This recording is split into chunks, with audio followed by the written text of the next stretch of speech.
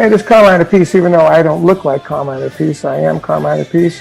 And you're listening to Tom and Zeus on the Shout It Out Loud cast. So keep listening, keep rocking.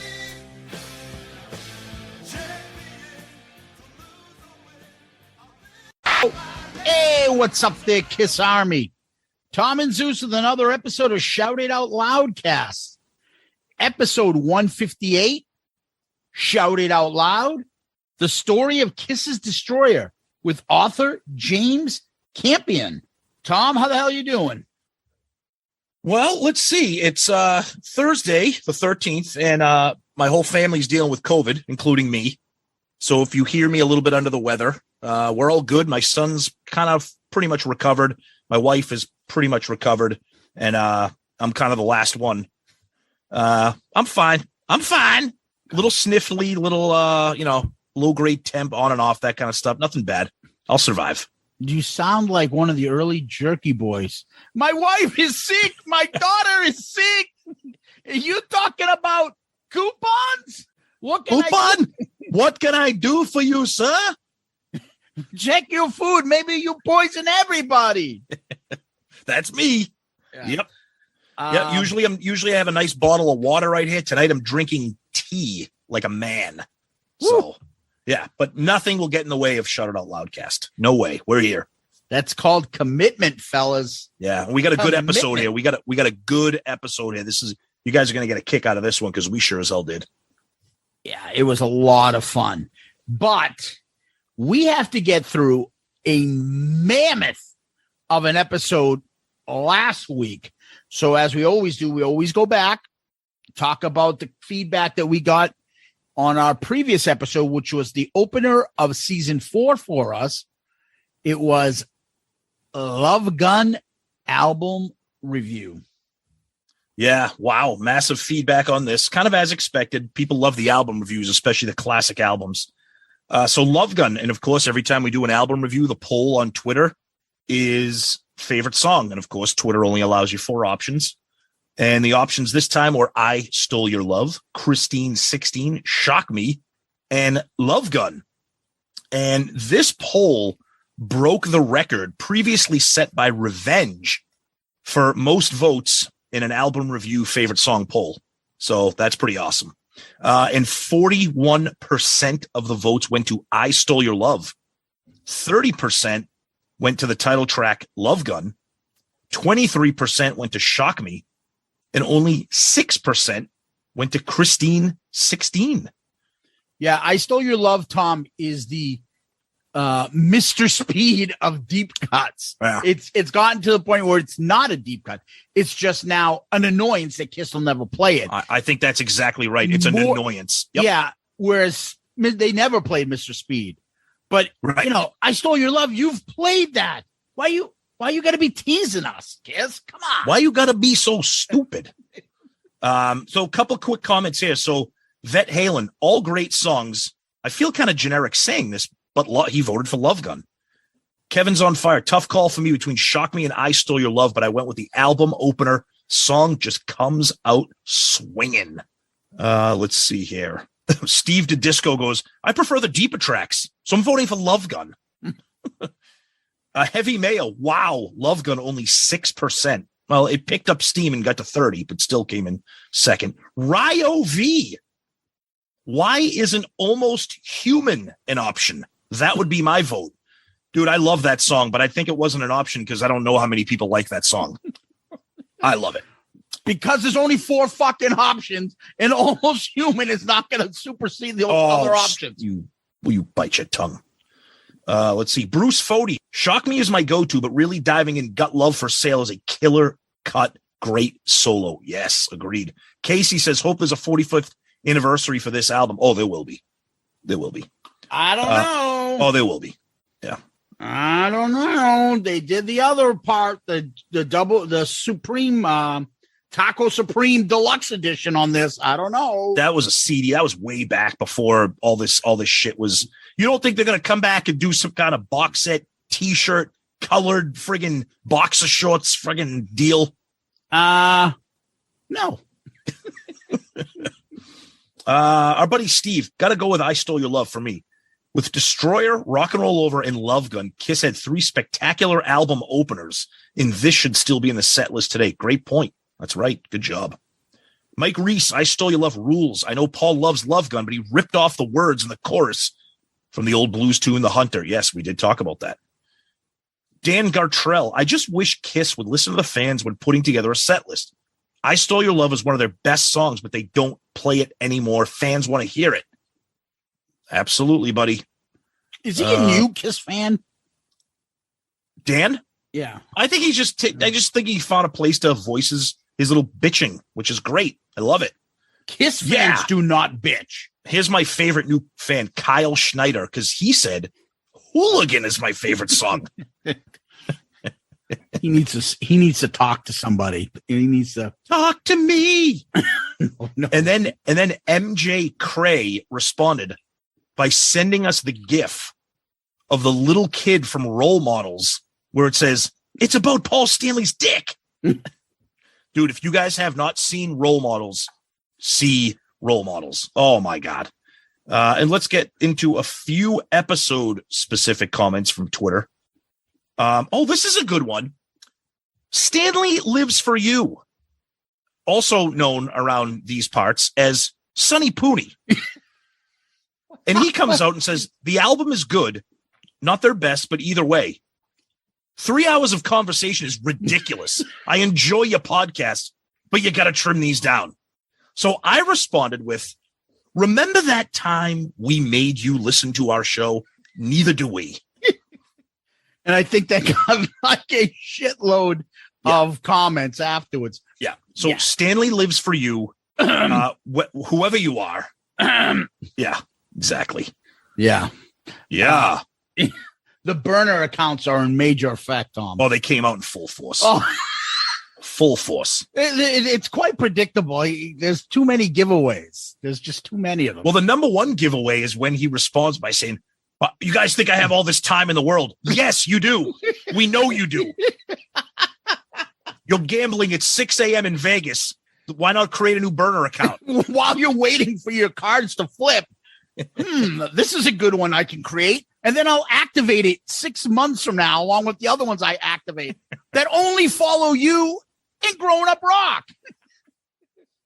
Sonny, we love you, buddy. We love you, Pooney. You're the man. Sonny Pooney, go fuck your ass. You're an idiot. Your opinions are shit. Your name is stupid, and you look like a flour bag.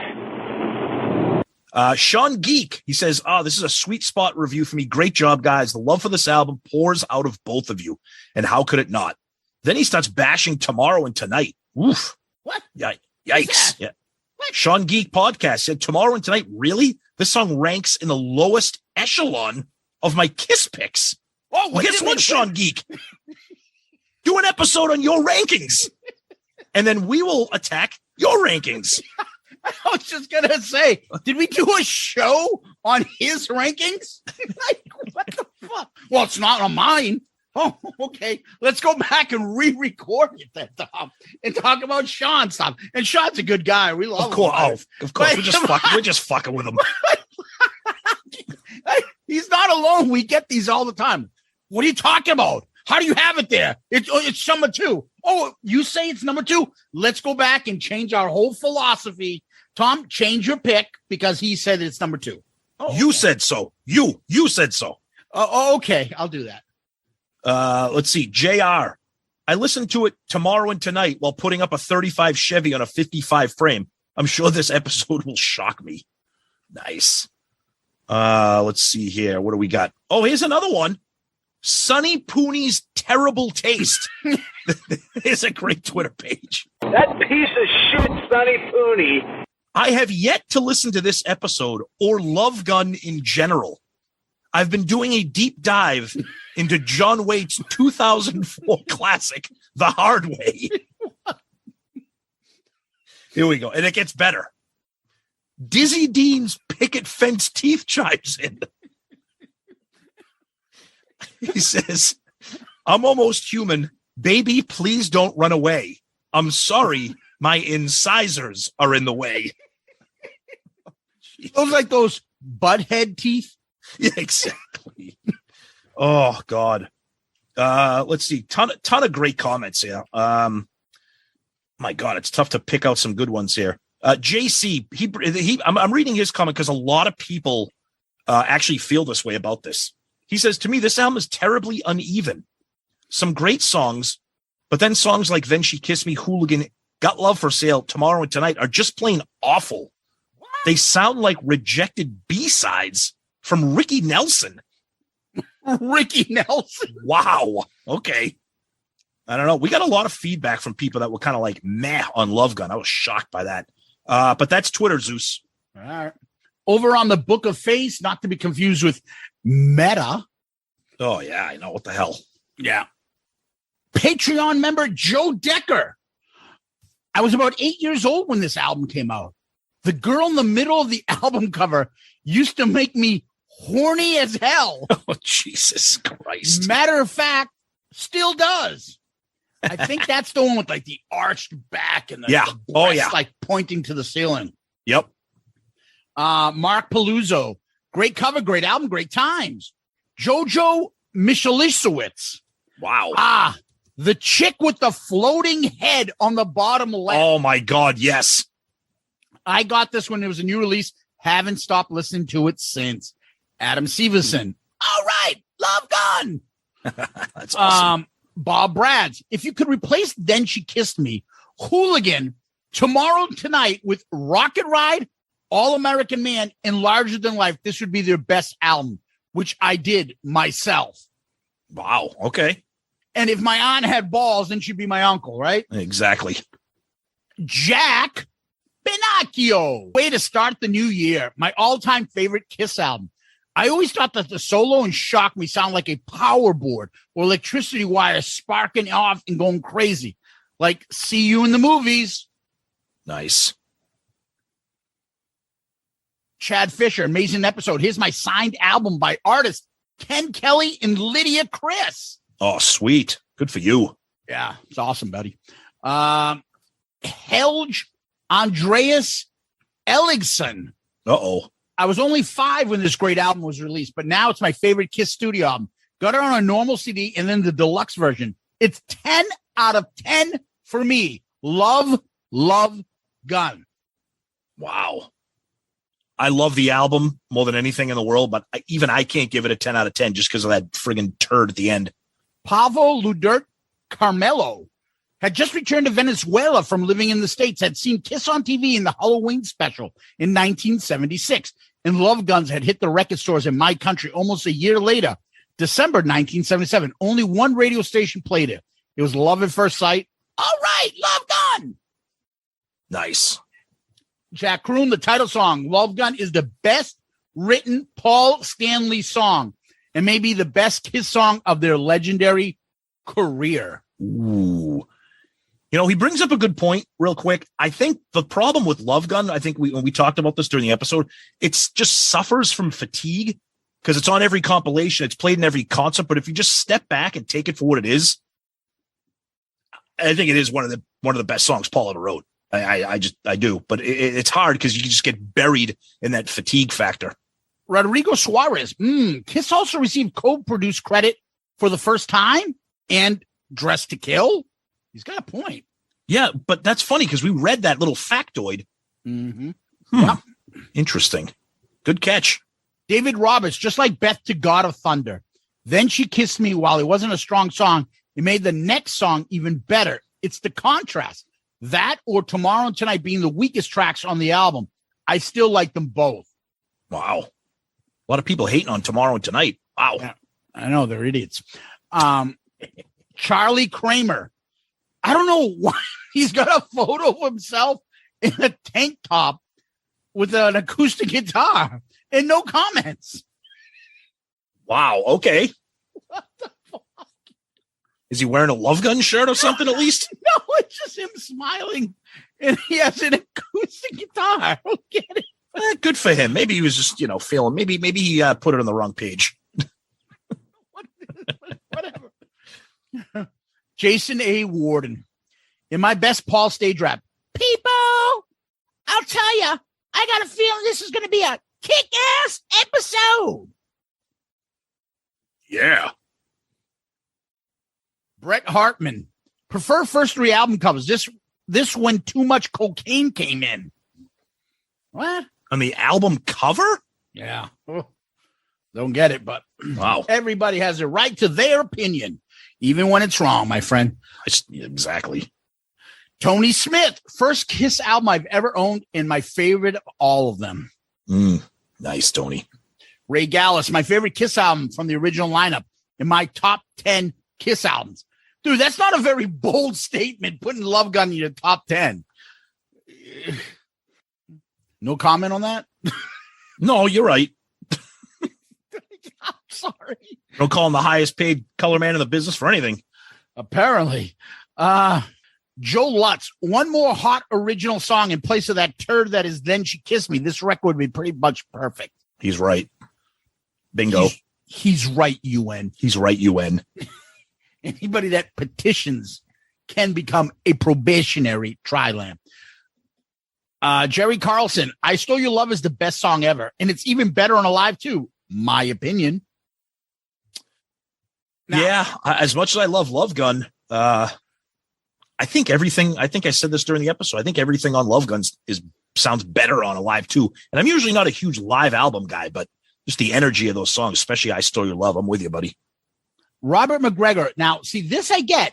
He's got a photo of the Love Gun. He's wearing a T-shirt, and it's the Love Gun cover. Nice. On the T-shirt. And it's just really a shot from his, of his T-shirt. Okay. I get that. That cool. Makes sense. Michelle Sims. I love this album. Got Love for Sale. Oh, yeah. Uh-oh. And then perennial pandemic Paul Ballbuster. Uh-oh. Tim Breen. Oh, Jesus Christ. No, don't. Fucking got a sinking Stanley singing some weird lyrics to Love Gun. Or he's back. Oh, every time I think he's banned or kicked off our group, he comes back. Yep. I just wonder how much fixation somebody has to have on somebody. I told you my theory is that something had to have happened with him and Paul, like something at a meet and greet or something, because it's just not healthy to have this level of vitriol for somebody. Just the amount of torture he tries to, and the amount of energy he puts into these videos. Thinking Stanley, like, what the fuck, dude? I mean, come on.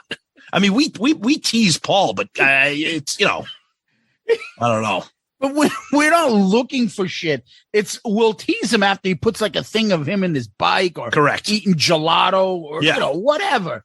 But we're not creating videos of him doing shit. Judge Judy, he's got videos of himself all over the place with all these superimposed sinking Stanley talking heads. Oh, it's too. Whatever. Sometimes I feel bad finding myself laughing at it too. I feel guilty. Like I should not be laughing at this horrible shit. Oh, Jesus. But anyways, over on our Loudcasters group page, Tom, let's go over here. Mick Watkins. Can't wait to hear the episode. I have a feeling it's going to get universally praised, but I think it's extremely overrated. My least favorite 70s Kiss album. I've heard it's amazing. There are a lot of people feel that way. Shocking. Shocking. And then he wrote, give me Unmasked over Love Gun. Yeah. Look, you know what? Having untreated mental illness is a terrible thing. It's a terrible thing.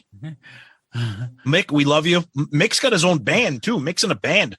I follow him and he's in a band doing his own thing. He's a huge fan of the show, huge fan of Kiss and rock, but dude, don't say the Unmasked is better than Love Gun. Don't.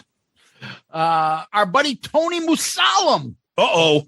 Yes, finally. Oh, sorry, you had to wait for Love Gun. Let's be happy. It was kind of positive. We love you, Tony. Thank you. Well, of course we do. Ben Rachi. I have just one glaring question about this album. And Then She Kissed Me? Why? Just why? You have all these great songs before it, and you think, yes, let's end it with a big, And then they serve up this piss cake at the end. Great point. Yep. Questions that'll never be answered. Olivier Villar, my favorite Kiss album of all time. Joseph Collins, great episodes. Each one gets better. I always wonder why, when you listen to Live 2 and watch or listen to shows from the tour, Peter's background vocals are so prominent live, but not on a Live 2. It's a great point. Wait, is he talking about they're not prominent on Love Gun, but they're prominent on a Live 2? Or is he saying Live 2? Oh, okay. Yeah. Probably because Paul was like, turn that fucking guy's mic down. I don't want to hear Pete's voice in the background, Eddie. You need to fix that. You need to put that thing on mute. Yeah. Pete Starros loves to put fucking gifs of Vinnie Vincent holding the guitar. What's this have to do with Love Gun? I don't know. Yeah, but you know what, though? Who doesn't love a Vinnie Vincent gif? Normal people do not. Oh, come on. No need for Vinny. Brian Stone, another 3-hour kick-ass episode, 2022 home run. Do you like Kiss? If you do, there's only one Kiss podcast that covers Kiss the best it has. Everything, comedy, sarcasm, drama, telling it like it is, snoring, etc. Shout it out, Loudcast. That's awesome. Thanks, buddy. Michael Christopher, one of my all-time favorite albums, and now one of my all-time favorite episodes. Between Zeus saying Paul Stanley and the Mork Dork conversation, it's a laugh a minute. And as always, very insightful. Keep up the good work, guys. Now, thank you, Michael. And doesn't look there'll be any cruises coming up soon, Tom. Yeah, well, yeah, because as we're recording now, not too long ago, Jericho announced he postponed the Jericho cruise to 2023. Still no official word on Monsters of Rock, but I got to imagine it doesn't look good, but who knows? We were saying that we fucking threaded that needle. Oh, my God, we got with the Kiss cruise. Perfect timing. That was perfect. Timing. Absolutely. Yep. Yeah. Yep. Matt Wallace. Oh, there we go. I've been waiting for this album review. I love this album. But ironically, I've never really liked the title track. I personally love Almost Human and Hooligan. My jean jacket had this album cover patch on it when I was 12 to 15 years old. Why is that I'm always on the toilet making fudge every time I comment? Oh my this God. Is going to be an ever wipe. No matter how many times I wipe, the mudge never goes away. And then he adds, as a matter of fact, my go-to tracks are Hooligan and Almost Human on this album. Damn it. Here comes another mud law. What the fuck? Unbelievable. All right. Let's go to Instagram, Tom. Okay. Instagram stuff. Drewev. So Drewev adds, can we have longer episodes next time? Brewer 9x9. Definitely the peak, in fact, the pinnacle of their career. Can't wait to hear the podcast. Our buddies over at Joyce Home Services. Yeah. Great album review, Teensy. Love Gun was my first album as well. I heard the song I Stole Your Love, and I was hooked. 11-year-old kid starting a 45-year ride. Love that. Jay Rucker. Great episode so far. I'm about 3/4 of the way through. Can't wait for you guys to do Gene Simmons' asshole one day. That will be the best episode. Oh, it's coming. It's coming. Yeah. And he also adds, funny how you mentioned during Plastic Caster on MTV how Gene calls out Bruce before the solo. I've seen Grand Funk Railroad twice during the past 6 months. And before literally every single solo, they call out him, which I notice every time. Nice.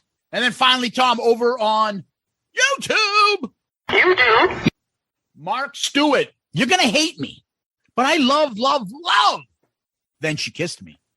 Sorry, but that's how I feel. That's okay, I guess. Again, untreated mental illness is a terrible thing. Devin Dungan, great episode as always. Paulie the Wog. Where does this fall on my list? Oh, yeah, absolutely the best Kiss album, cover art, design, and album. Destroy is close second on both fronts. But this is the pinnacle studio album for Kiss, in my opinion. Now, let's see where this one falls. My prediction, Tom, album cover number 2, album number 1. Zeus, album cover number 4, album number 5. Ooh. Okay, I couldn't wait. I skipped the rankings to see how far off I was. Wow, Tom, you didn't disappoint. Even better, double ones. And Zeus, how about that? Number 2 on the cover. I actually thought Rock and Roll Over would bump down Tom's cover pick to this spot. So surprised this was so high for you. And nailed it with number 5. He's right. So now I got to go back and listen to the entire episode. I just couldn't wait. Pathetic. I know. No, nice. It's not pathetic. I mean, this is why everybody loves rankings. Everyone loves that stuff. Whatever you want. Jump around. It's fine. And you guys will see something coming up soon that'll help you get that fix. Rankings and everything. You'll see. Pete Staros. You guys have to do an album review for Destroyer. Also, Vinnie Vincent for president. Okay. George Savastano. Thanks for this. I love it. Din, din, din, din, din, din, din. God, I like it. Din, din, din, din, din, din, din. Anthony Stratus. All right. Love Gun. Yes. Heavy Mayo. Is that what he does?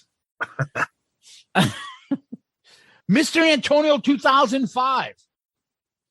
The Not So Handsome Man draft was comedy gold. Oh, God.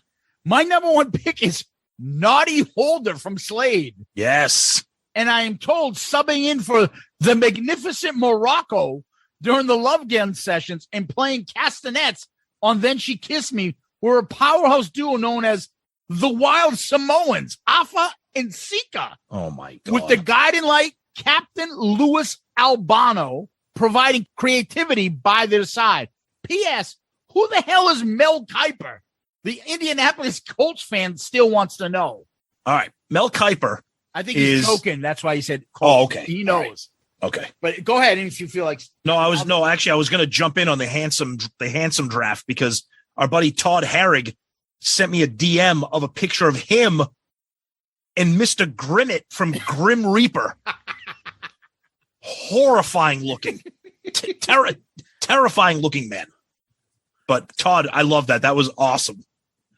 And the other thing I got to add is Captain Lou Albano is in one of the all-time greatest 80s comedies, Wise Guy, as Frankie the Fixer. And good God, he has the best fucking one-liners. Holy shit. There's a YouTube clip of just his fucking lines on there on YouTube. Frankie the Fixer, Captain Lou Albano. Oh, my God. Who else is in that movie? I don't know if I've seen that. Who else is... I quote it all the time. It's with fucking Danny DeVito and Joe Piscopo. Joe Piscopo. Okay, that's what I was going to say. Yes. Okay. Make yourself available, Dick Face. It's Dick Steen. I'll talk to you later, Dick Face. Here comes another birthday present for you. Frankie the Fixer. Oh, man, not him. Ooh, look at him. Ooh, he's oozing this way. That fat and miserable. Hey, Frank, how's it hanging? Give me a ball, give me a beer. Frankie, Benedict, you're looking good, you know? Well, we were just saying, Frank, we don't see enough of you. You're exactly what I'm looking for, Dickface. Frankie, the name's Dick Steen. Make yourself available this afternoon, dickhead. Dude, Joe Piscopo, underrated career. What? Underrated career. Oh, and he has one of Tom's favorite skits of all time. This just in, I repeat, buckwheat has been shot. And another one of my all-time favorite skits, him doing Frank Sinatra and singing 80s pop hits as Frank Sinatra. Absolutely piss my pants every time I see that. Stevie, who does your hair? You got no excuse. It's a classic.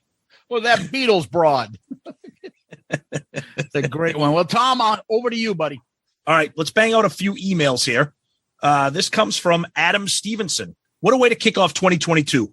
I saw the teaser from DRC, the movie, earlier this week, and I thought you would finally review the album to start the year off with a bang. But I was greatly surprised with this choice since I rank Love Gun in my top 3 albums with the album cover being their coolest. What a fantastic review. This album has some of the tightest playing the band has ever recorded up to this point in their career, with the exception of that terrible cover song. I love how the songs are all about sex and cocks, true classic Kiss, with the best tracks being I Stole Your Love, Shock Me, and Plaster Caster. As a bass player, even with that simple bass intro, it was so cool to hear bundled with those fantastic lyrics. I wish we could go back in time and have Peter at least record a demo of Tomorrow and Tonight. It really would have been perfect with his vocal style. After my third listen through of your review, I realize why I hated Almost Human all this time. While you two love the eerie Almost Human chorus, it's always bothered me with those soft falsetto-esque effeminate vocals. Something Zeus pointed out that now I will always notice. Nonetheless, a great album. I Stole Your Love to Plastic Caster. It's great that we finally heard all four guys on vocals. Their versatility is what always will set them apart from the copycats. P.S. Will you fuckos please do a ranking of all the costumes from Kiss to Creatures and Reunion to End of the Road? I know it will be a 4-hour episode, but it's a topic no one ever talks about, but I absolutely want to know more about each individual costume and your opinions. Cheers, boys, and Happy New Year. Thank you, Adam. Well, right now we combine our costume review with our tour reviews. So that's kind of what we do. Every time we do a tour review, we review the tour itself, the set list, and the costumes. So that'll kind of fall into play with that there. But thank you, Adam. Angelo Capasso. Wow, you two have done almost 200 casts, but I have to say your review of Love Gun was exceptional. This is what a true Kiss fan is. You both sound like 12-year-olds listen to the songs for the first time. Your excitement and passion was contagious. I know you make fun of the band now and again, but there is absolutely no denying your love for Kiss. This is and always will be a Mount Rushmore album for me. Got Love for Sale, such an underrated song. It's shameful it's never played live. You pumped me up so much after listening yesterday. I played the entire album on my drums, front to back, even Then She Kissed Me. My only complaint is to Tom. Please listen to the lead guitar solo by Richie Blackmore on Burn. You have to respect his talent. Okay, Angela, first, thank you for the great email. Second, I love Richie Blackmore. I'm not Sonny Pooney. I love Richie Blackmore. And I love that solo. I'm just not a huge Deep Purple fan. But I will always respect Richie Blackmore. The guy's amazing. Tom, amazing. Let me go off on a tangent here. Please do. So as many people that listen to our ARC stuff, and you hear me comment here and there, I love Rainbow. It's a kick of mine. I love the band. I'm a big fan of them and everything else. But I never got into Deep Purple. Mm-hmm. So what I've been doing is diving into the Deep Purple catalog. And I'm loving what I'm getting. Because between that Deep Purple, Whitesnake, Rainbow, kind of Black Sabbath stuff, there's so much great music in there. And Black Sabbath is similar to me as Deep Purple. Never got into them. Not that anybody says Black Sabbath. I never shit on the band. I just don't know it. So I never say anything about it, which leads me to thinking about, there was somebody made a fucking comment about, somebody went, some fucking board, and one of the guys in our text group sent it to us. It was like some screenshot. And I think it was the guy Grayson Gallegos, right? Oh yeah, listens to the show from time to time. I forget what he posted, but they screenshot it to me and said, "Oh, look what they wrote, Zeus." I'm like, whatever. He was complaining that, like, sounds like that meme that's out there right now. Like, I like new music. And then it's like, I like only Kiss. Everything else sucks. Yeah. Okay. And he's like, yeah, that sounds like a podcast host I know. Ooh, who is it? Fucking, you people are so pathetic. First of all, there's a huge difference. I don't know about all these people that have all this time to listen to new music. God bless you. I don't know where the fuck you guys find the time. We're not in our teens anymore. We're not in college. We're not in I don't have all this time to fucking have new music. So I have a short commute. I don't live far from my job or picking up my kid and going to school or going to hockey practice shit. So I've got limited time. I have friends that have podcasts I want to listen to. I have my own music that I like. I got to listen to. I got shows that we got to prepare for that I got to listen to. So when I find myself with a little bit of free time to listen to music, I find myself going to something that I want to listen because I've heard about it or I want to get into this guy. I do not have the fucking luxury, free time or anything to be like, oh, let me put on this rock station and listen to fucking new music from new artists that I haven't heard. If there's something good, it'll come my way and I'll hear it. Okay. I just don't have the fucking luxury of going out and searching for new music as though it's my job to go out and listen to new music. I'd rather have the limited time and go back and listen to some Deep Purple that I never got into, or Black Sabbath. To me, that's worth it. Okay. But if somewhere along the line, a band like Hailstorm comes up and Sonny throws it in our face and I listen to it and I'm like, God damn it. What did I do? I was bragging to you guys. I just sent out screenshots of some of the songs I've listened to. I bought on my own Hailstorm's second album. And I'm like, fuck, I love this. This is great. But he became on my radar. That to me makes sense. Like you come across something that's great. But I'm not fucking, it's not my job. I'm not a journalist. I don't fucking have to go out and do hours of work and research to listen to new artists. Go fuck yourself. If you fucking like that shit, go ahead. But the big thing about it is, it's the same thing on social media everywhere. I need to pat myself on the back because I'm a good music fan. I listen to new music. Whippy, wee. Congratulations. I'd pat you on the back, but your fucking hand is in the way. To each their own. You like that shit? God bless you. I don't give a fuck. That's my rant. Tom, anything you add? Yeah. So the problem with new music, it's not that I'm adverse to listening to it. So I have satellite radio, and there's a ton of new rock stations on there. Octane is primarily the one that introduces new spotlight bands or plays newer stuff. And it's not that I'm averse to new music. It's that nowadays, the last few years or decade or whatever, a lot of the stuff sounds the same. It sounds the same.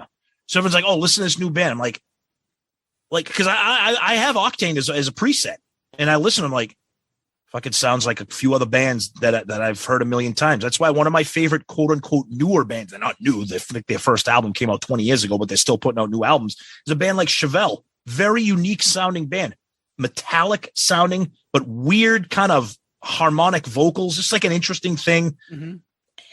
And again, to kind of pick up what you were saying, like, if you want to listen to new music, fine, but beating people over the head with it. And I want to be clear. We're not singling anybody out other than these memes that are going around. There's nothing wrong with liking what you like. I mean, and you bring up another great point too. I don't know a lot about Deep Purple's catalog other than their hits. Why not go explore that? I know nothing I know nothing about Whitesnake other than Slide It In, 87, Slip of the Tongue, all that stuff. Friend. Missing out. So if you're going to spend time, I mean, again, I will spend a little bit more time with newer stuff than you. And I think that's only because of satellite radio. Yeah, and you have a longer commute. Correct. I have an hour each way in my car. Yeah. I have a fucking 5-minute drive to drop my kid off at school and back. And I work from home during the COVID. Yep. Go to my office twice a week, just pick up shit. So yeah, it's a little tough. So if you're a person that like goes, you know what? I like Whitesnake. I like David Coverdale. Well, chances are if you gave his older shit a try, you're going to fucking like it. So where am I going to go to? Are you going to sit there on the radio station on your own, trying to find shit that's out there? Right. Or are you going to be like, you know what? I don't have Black Sabbath's fucking first album. I want to try that out. Right. That to me makes sense. Yep. And to each their own. But it's the whole social media. I listen to new music. I'm a superhero. Wee. Yeah. Wee. I listen to new music. Yeah. I just bought the new album by a band that's been out for 25 years. I listen to new music. Yeah. No, if you want to listen to new music, you buy an album by a band that just dropped their first album. That's new music. And any of that shit, no offense.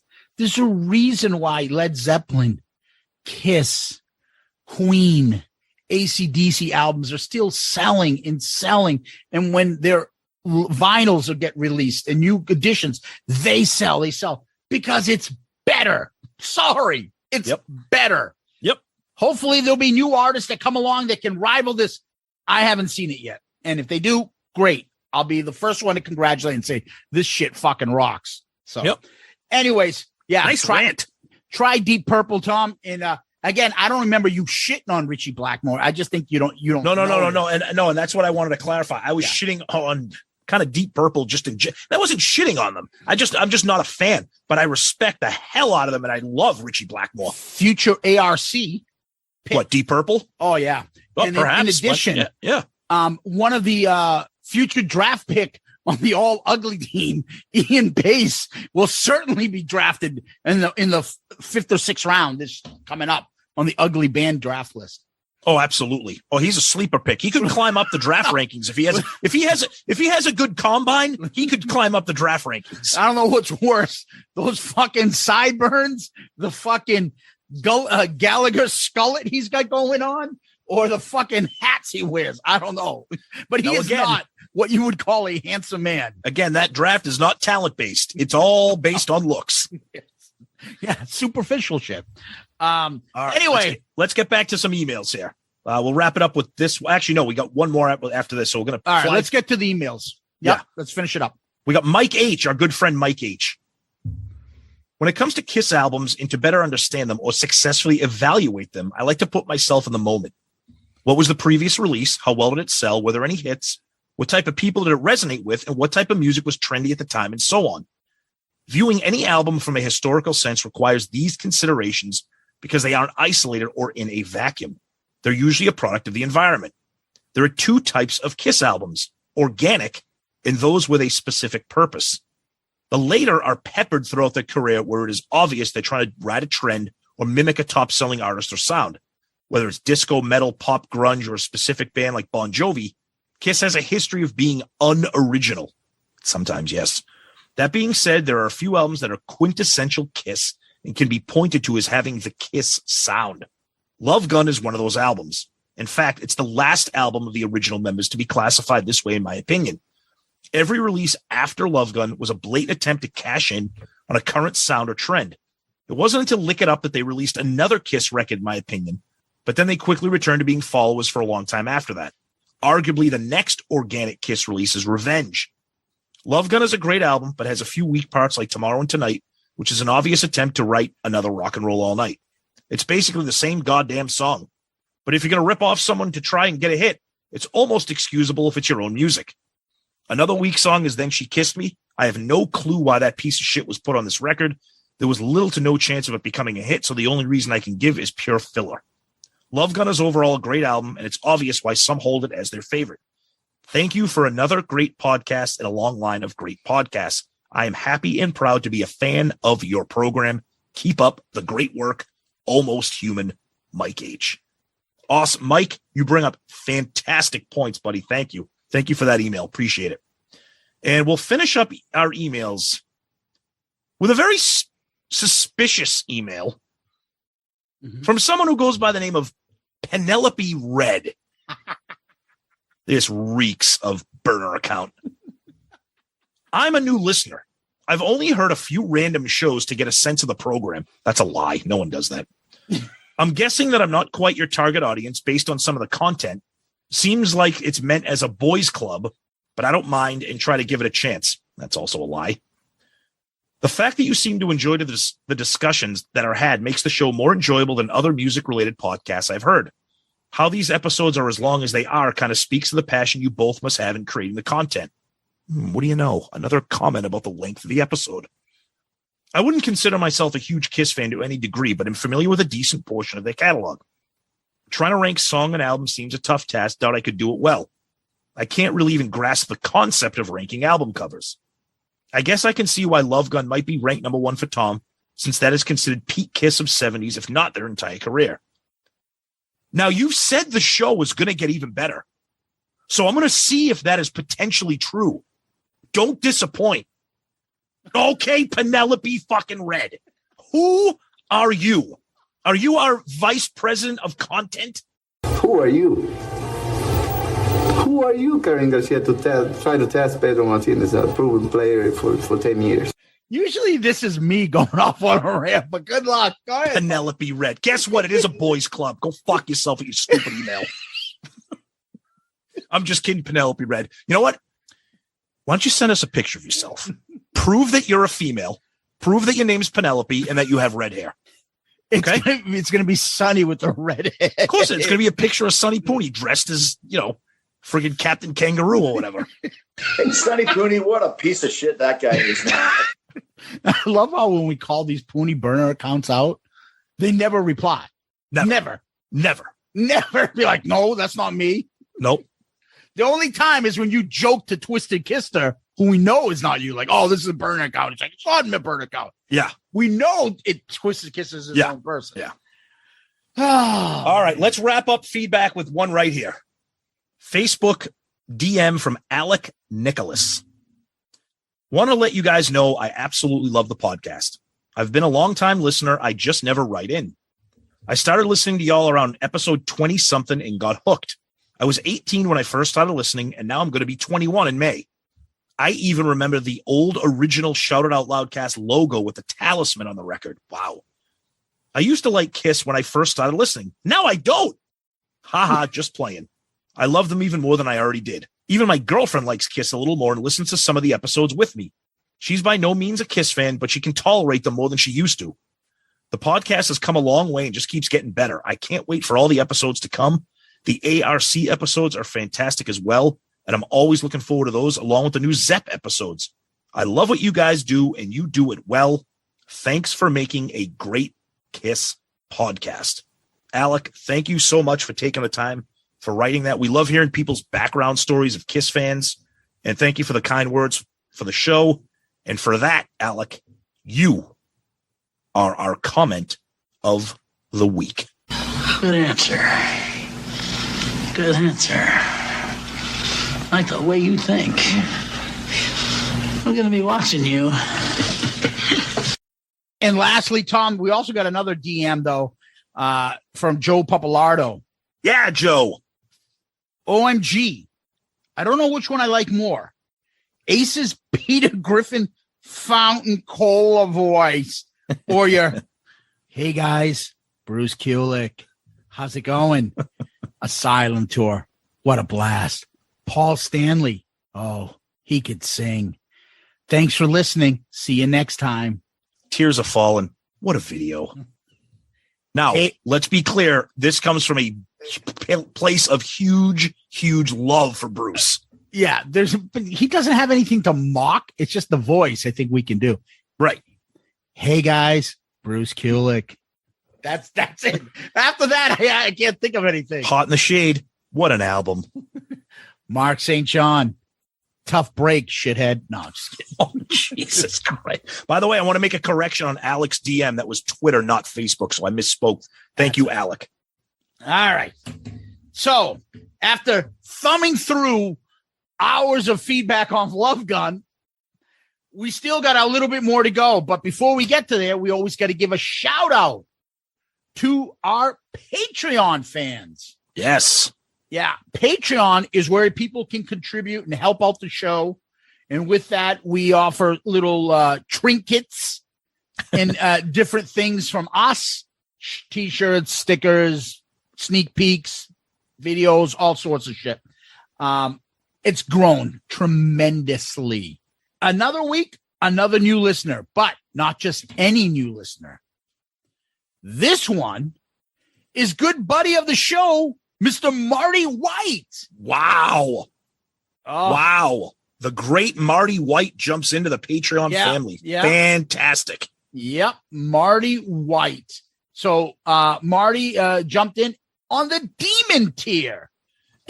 Marty is the one who's always on YouTube. Coming Love up it. with those hilarious stories and stuff. And his girlfriend is built Girlfriend like looks like Lou Ferrigno. So Marty joins us now. He's part of the Patreon family. And we like to brag about our Patreon family because they are worth it and they're awesome. And they're a big help to the show. So if you're interested in helping us out and joining the group, please take a look at patreon.com, Patreon, the app, or in the episode notes, there's a link to Patreon. If you click there, you can read all about the tiers and see if anything interests you and join. Well, the crew keeps growing and keeps getting better and better. And coming up soon this month, the ARC Patreon pick episode will be released. And boy, are you guys going to love that for multiple reasons. Hang on to your hats for that one, boys. Yes. And it's going to be a great one. Thanks to our Patreon fans. So Patreon, if you're interested, take a look and hope you can join us and join in the fun. Absolutely, guys. Thank you so much to all of our Patreons, especially the new one here. We got the great Marty White. Thank you, buddy, so much for being part of the family. And to everybody that is on Patreon, regardless of what tier you are on, any contribution, any tier, they're all amazing. They're all helpful to the show. And we can't thank you guys enough. It's amazing. And with Marty, he's very well known for pulling large pieces. No, he's very well known for doing his YouTube comments. So we wanted to save it for this period. So he had a YouTube comment this week, and we wanted to, put a little limelight on it. So he writes, "Let me shed some light on that candy store lyric. Uh-oh. It was the early 70s, and I was in Brooklyn. I was exhausted from walking around and needed a sugar rush, so I popped into a candy store. There was a guy in there yelling at the proprietor about how he wanted to buy more candy, but he didn't have any money. It turned out he only needed a nickel. So I offered him the money, and he went into a rage. Yeah, right, fucko. I take your nickel, and then you take me around the corner and make me suck your cock. Oh, Jesus Christ. Dude, it's just a nickel, I said. I might be a guy who dropped out of high school at 22, but I'm no dummy. I never said you were, I reminded him. I'm just a generous guy. Nobody's that generous, fucko. 5 cents. Look, I'll do you one better. I've got a car that doesn't work. If you think you can fix it, it's yours. This guy who couldn't afford candy was intrigued. We went outside to look at the car, despite the fact that it makes no sense since I was walking. He took one look and said, "That's a funny-looking car, asshole." I said, "It's a 35 Chevy on a 55 frame." He said something like it was drowned out by Italian music as some dude rode by on a unicycle. My new friend waved to the unicyclist and said to me, "That's my buddy Jack." After some thought, he said he'd take the car. I tossed him the keys and away he drove. The car backfired as he left. He stopped at the traffic light, wound down the window. On the corner, there were two Jewish guys around 20 playing guitars and singing "I'll Be Back" by the Beatles. He shouted, "I have a 9-inch cock, fuckos," at them, and the car backfired as he drove on. Years later, I heard "Hooligan," and I realized the song told the story of the day in Brooklyn. I had my attorney write Peter asking for a small percentage, since without me, the song wouldn't exist. I got a letter back from Paul and Jean's attorney, since neither Peter nor his attorney could read or write. The letter included a direct quote from Jean.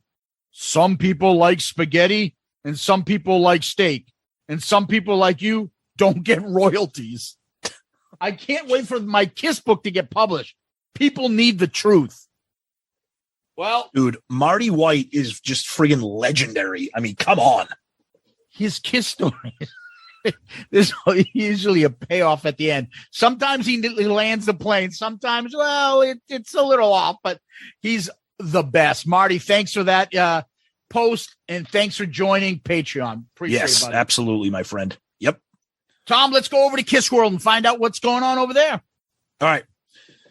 So the big thing, this dropped right after we recorded last week, and it is the announcement of the new Off the Soundboard.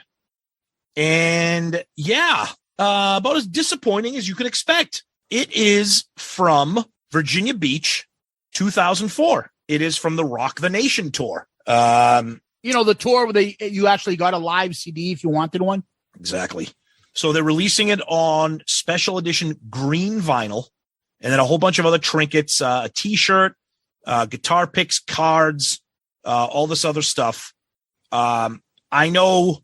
Look, did I pre-order the green vinyl? Of course I did, because I'm a fucking Kiss tard, like we always, like the people I make fun of. I have no pride. I have no shame. So of course I ordered it, and of course I ordered it from Kiss Online, so I can bitch about that. Stay tuned for more in the news about that. Look, it really 2004. Come on, the other one was from 2001 or whatever it was. They know that nobody fucking wants this. We want 80s. We want Revenge era, Hot in the Shade, Asylum. They Eric know Carr. that. Yeah, I mean, come on. Now, one thing I will say, the set list for this tour, I forgot, it's light years better than the End of the Road.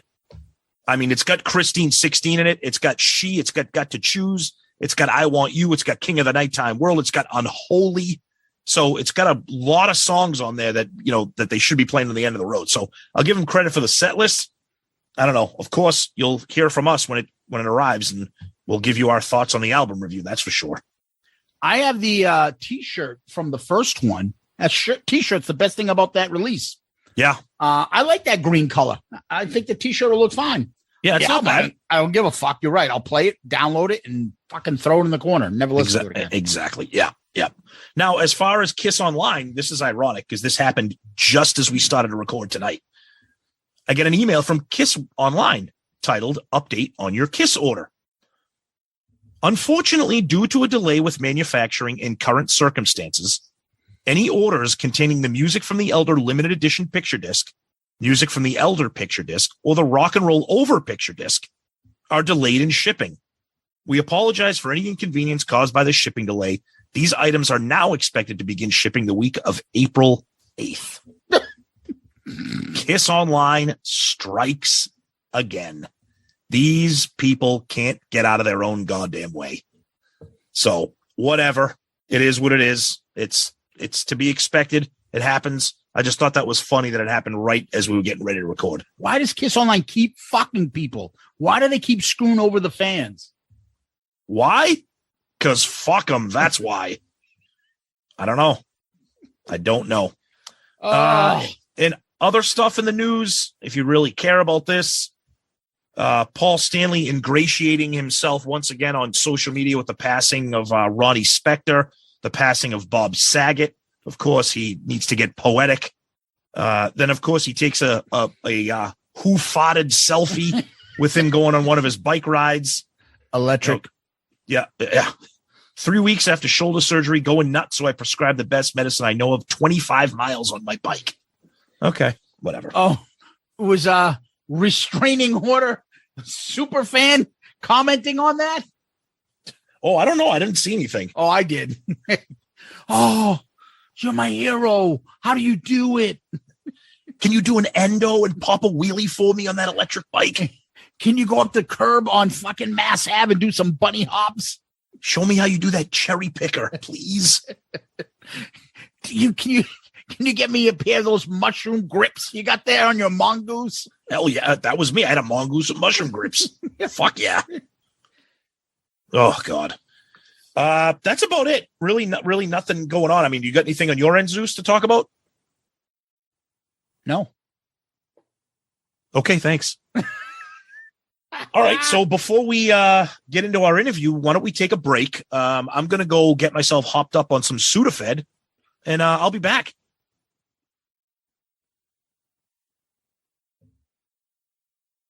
And we're back. Thankfully, we were able to tape with author James Campion yesterday. And we got a nice, good, long interview with him. And again, every time we have these interviews and do these things, we go into it with like, well, I hope he'll be engaging. I hope he'll be, he'll be forthright, commenting, honest, and give an opinion. We're always blown away by some of these people that we meet, how gracious, how outgoing, how polite, how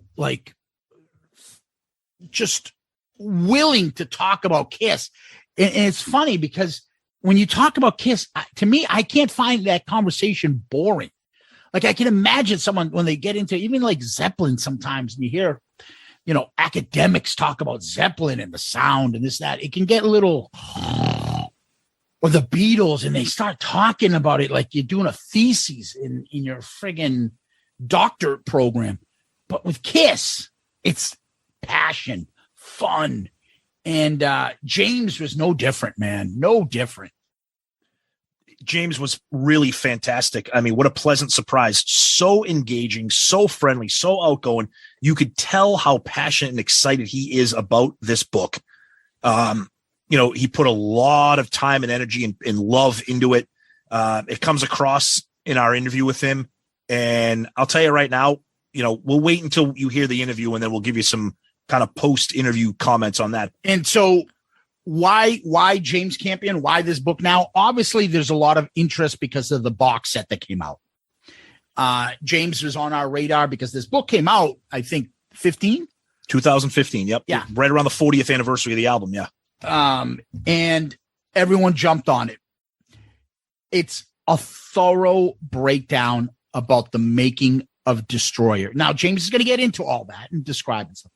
But to me, I find that this book is quintessential of one of the most pivotal points in Kiss's career.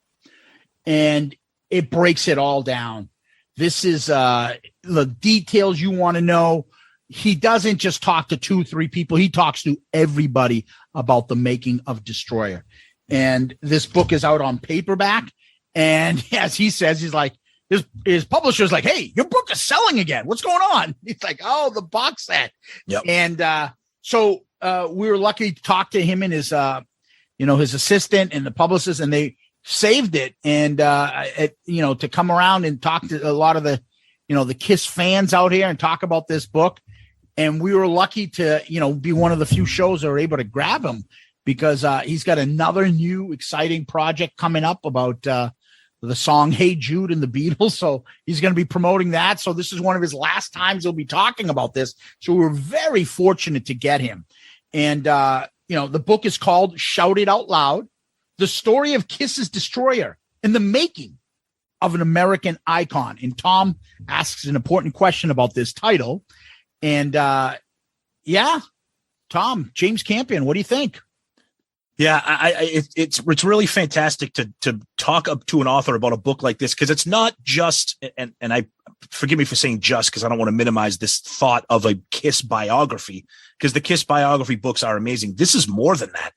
You're reading this book, you know who Kiss is. So he's taking you inside the making of an album. He's talking to all the moving parts, all the people involved in. It's a really unique take on a Kiss story, because we're so used to reading the bios or the autobiographies, and to get a book like this and his story about how he got to this point is just, it's really amazing.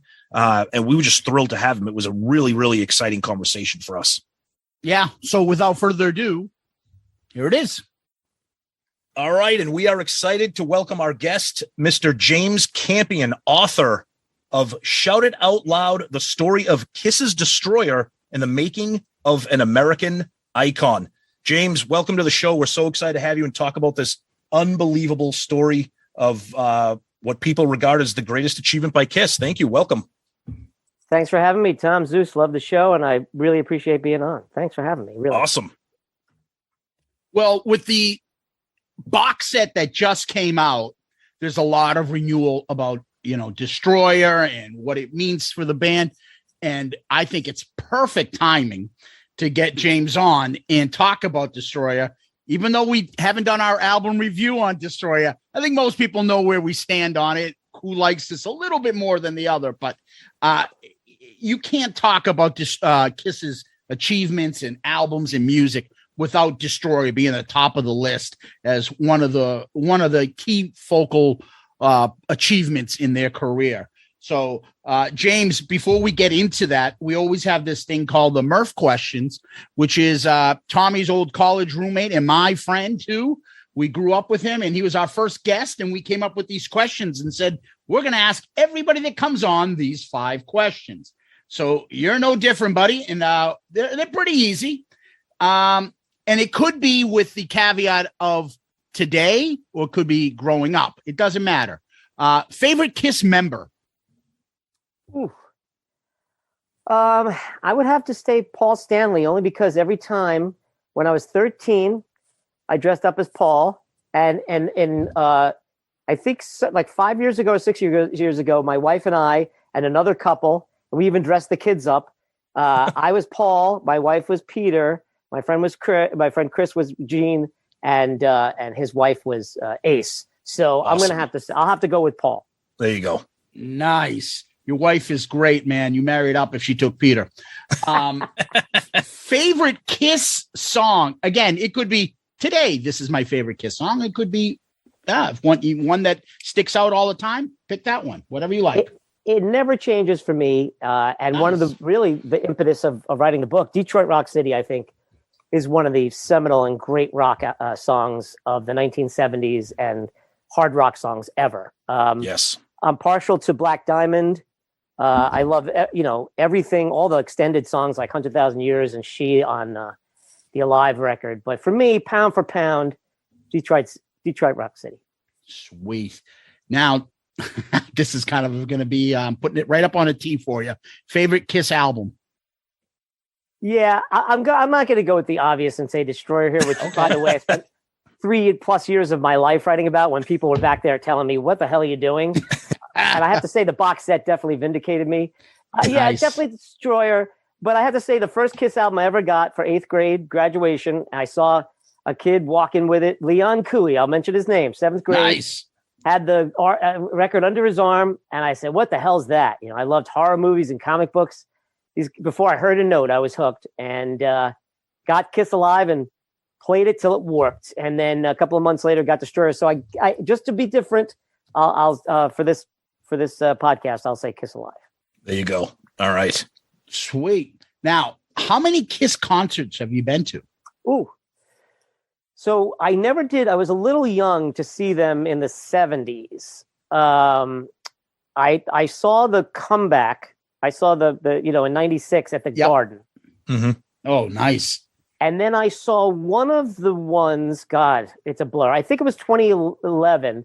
The couple that I was mentioning, my friend's wife works for an advertising agency in New York City and got free tickets for me and my friend. And at the time I was like, do I want to see this thing with the guy who's the guitar tech playing Ace? And Eric. Yeah. But I gotta tell you, it was great. We were like two kids. We got great seats right on the stage. And Gene was looking at us and pointing at us and waving his tongue, and we were like two kids again. It was a great experience. So I guess the answer to that question is twice. Okay. Perfect. Do you have a favorite Kiss memory or moment? Wow, that is a great question. That is a great question.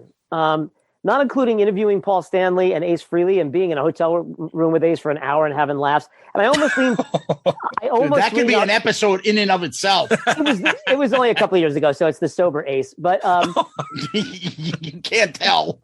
Ace and I've always felt. I almost said Ace when you asked me a favorite, Kiss member, because Ace and I are both from the Bronx, and we grew up very close in proximity. Yeah. Ace older than me, certainly, but and I was out of the Bronx at 72. So getting to meet those guys and interviewing those guys, I guess, would be, as a journalist, a Kiss moment. But as a kid, probably getting, Destroyer and opening, like I described at the beginning of my book, opening the record and just being transported to this other world that all Kiss fans, I'm sure, who listen to this podcast, and you two guys know what I'm talking about. There's something about that, especially when you're a kid, it gets into your DNA. So I'll say that. Perfect. Yeah. Perfect. So let's get into the book. So the book came out in 2015. All right. And like we talked about before, there's been, Kiss fans always love Destroyer, but there's been a renewed interest to really take a deep dive in it, especially with that box set and, this book. So let's start right from the beginning, I guess. Tell us, what prompted you to dig into a Kiss book and not just another biography, but to take an album and take a deep dive into an album of the band? Well, if I could think back, the first impetus, the first, spark for me was I had no idea. I don't really follow the Rock and Roll Hall of Fame. So back in, I think, 2010, 2011, I realized someone had told me that Kiss wasn't in the Rock and Roll Hall of Fame. And then I found out Alice Cooper wasn't even then in Rock and Roll. Two entities that I cover in the book that dominated my childhood in the 70s, especially for us, white suburban kids in Jersey, where I was at the time. And I wrote this piece for the Huffington Post. Can I curse on this show? Oh, are you kidding me? Okay. Oh my God. Literally. Thank you for asking, but go ahead. Yes. Literally, the title of that piece was why the fuck is Kiss not in the Rock and Roll of Fame? Of course, they put the squiggly lines and everything in the Huffington Post, but that got so much feedback and so much furor. And I was a small little part of the whole Tony Morello and all these people coming out at that point and being like, what is going on? Or Tommy, I should say. And there was this whole movement. And I thought, you know what? There's always been this thing back in when I was in college, we would do these symposiums with other guys studying to be music journalists or journalists. What are the best rock albums of the 70s? Blah, blah, blah. And I would always say Kiss Destroyer, and they'd be like, what? So I'd have to convince them. And so combined with that, I decided to choose it. And at the time, this is getting into the weeds a little bit, but at the time, there's still a series of books called 33 and a Third. You guys know about those? Yeah, I've heard of them. They're like glorified essay, 10,000 word books that are small little pocket books, and they cover albums. And I noticed they didn't have any real hard rock ones. Later on, they did AC/DC, I think. But so I asked them to do Destroyer, and they liked the idea. So I got a treatment together, and I sent it to them. And again, this is a 10,000 word book. And if you read my book, it's well past that. So I started doing interviews. I found Corky Stasiak in Long Island, and he introduced me to a whole world. And at that time, I had just interviewed Alice Cooper for my job at the Aquarian Weekly, and he was telling me about Dick Wagner and Bob Ezrin. So it all kind of coalesced, and I thought there could be a book here, and I think it's a larger book. But I lost them as a publisher, but I'd already started. So I spent the first year and a half of the book without any, stipend, without any advance. So it really literally was a labor of love to dive deeper into this record. So I guess the longer answer was there was 2 or 3 things that kind of led me to go back. And then I thought, Destroyer, like I said, it kicked my ass when I was a kid, and it kept. Even later on when I got out of, Kiss and I was listening to other music and I got older and got to college, and I would never give up on that record. And anybody would ask me, hey, what's a cool record, from the 70s? I'm like, try Destroyer. Because it wasn't ever on anyone's radar, like after the 70s. A lot of people forget that. When Kiss fell off the map, they really fell off the map. So, absolutely. Yes. Yeah. So that was pretty much it. One of the things I was thinking about is like, it's for me, I look at it as when you say Destroyer album of the 70s, when people say, oh, the movies of the 70s, oh, The Godfather, The Sting, all those critically acclaimed movies get thrown out.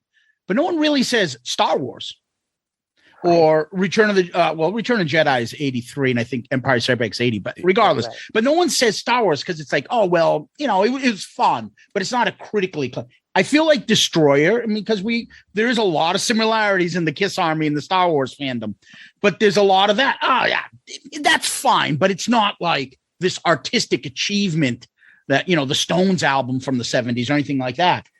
It's but so funny. It's so funny you mentioned that. So there's another series called the IFC books, which are the independent film, these small books that these essayists write.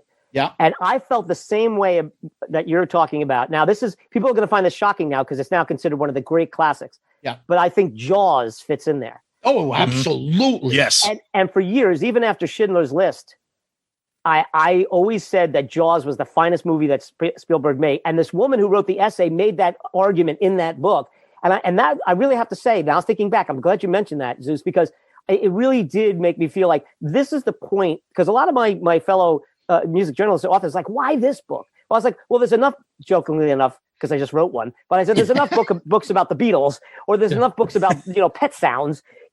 This is me making my argument not only for Destroyer, but for the primacy of Kiss, and give them a little bit more gravitas, a little bit more intellectual. Now, I'm not saying I looked at it like an intellectual, but somebody did ask me if I was a musicologist or I was an educator when I went on their shows, and I said, no, I'm glad you're asking. I'm just a journalist. I'm just an author, but I wanted to raise the bar. And that's why when I was on Eddie Trunk's show, I got a kick out of the two of us saying, he said, that's my whole career, is to make people understand that hard rock music is just as important as the music from the 60s and 70s that everyone still celebrates as groundbreaking. Absolutely. And you know what I love too? And it's a little thing that we pick up, but Kiss fans pick up everything. The subtitle of the book, Making of an American Icon. That's a statement. And a lot of people might see that and be like, oh, American Icon. It's Kiss, Destroy. That like Zeus said, like we said, that's fun. That it's not Queen. They're not the Who. Well, they are. And I think the fact that you didn't do a biography of the band, but did a story about an album, and not just the background of the album, but like you said, it's an argument for the album. It's an argument for the band. I can't imagine anybody not saying that Kiss is not an icon. They're probably more iconic, or to use it more to the specific iconography, the idea that their makeup, their persona, I've said this many times, it's even beyond a band now. It's a subculture, and it's almost a cult, how it has transformed over the years. And they did something completely unique. It wasn't unique to the 70s because you had Bowie before him and the glam movement before them and Alice Cooper, which I give chapters to. And I know a lot of Kiss fans are like, there's too much Alice Cooper in here. I don't know how you get to Kiss without Alice Cooper. And certainly the Bob Ezrin connection was the reason. Oh, yeah. But they are the whole package of image. I mean, they had a comic book. They had a movie. I think they're more like the Beatles, not musically, or not even so much influence, because the Beatles are another level. They're Shakespeare. Yeah. They're this other thing. But the Kiss tapped into the same thing for 70s kids, and it has survived long past all the bands that outsold them, like the Eagles or Fleetwood Mac. They're still selling out stadiums. They still have a cruise. They still have all these products that people buy. We were on it.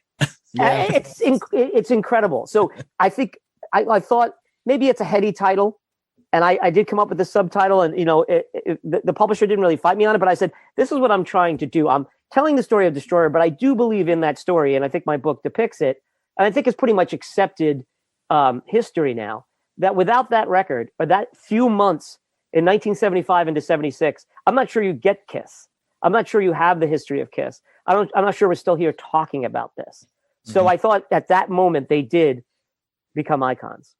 Well, one of the things I want to touch upon is, like you talked about influence of the Beatles, obviously. There are certain artists throughout history of music that have just touched on something. Now, other artists may be bigger. Fleetwood Mac was a bigger band, even Aerosmith and things like that. They had bigger hits, sold more records and things like that. But you go through history, I would say Elvis. How many people like the Beatles and everybody else, or the Stones or anybody like that, picked up because of Chuck Berry and Elvis? How many people, because of the Beatles, picked up and influenced like Paul and Gene and all them? And then you have Led Zeppelin. I would throw Kiss right there, because that whole LA scene, all those bands, none of that is out there without the influence of Kiss. And for a while there in, the mid 80s, early 90s, that was the number one genre. And every one of those bands that were on that, ruling those charts, would have thrown top 5 influence Kiss, guaranteed. All of them. Yeah, especially the grunge bands, the guys like in Pearl Jam. And yes. I made the note, and I know they were sending it up, but I made the note that Nirvana recorded a version of "Do You Love Me?" Oh, yeah, they did.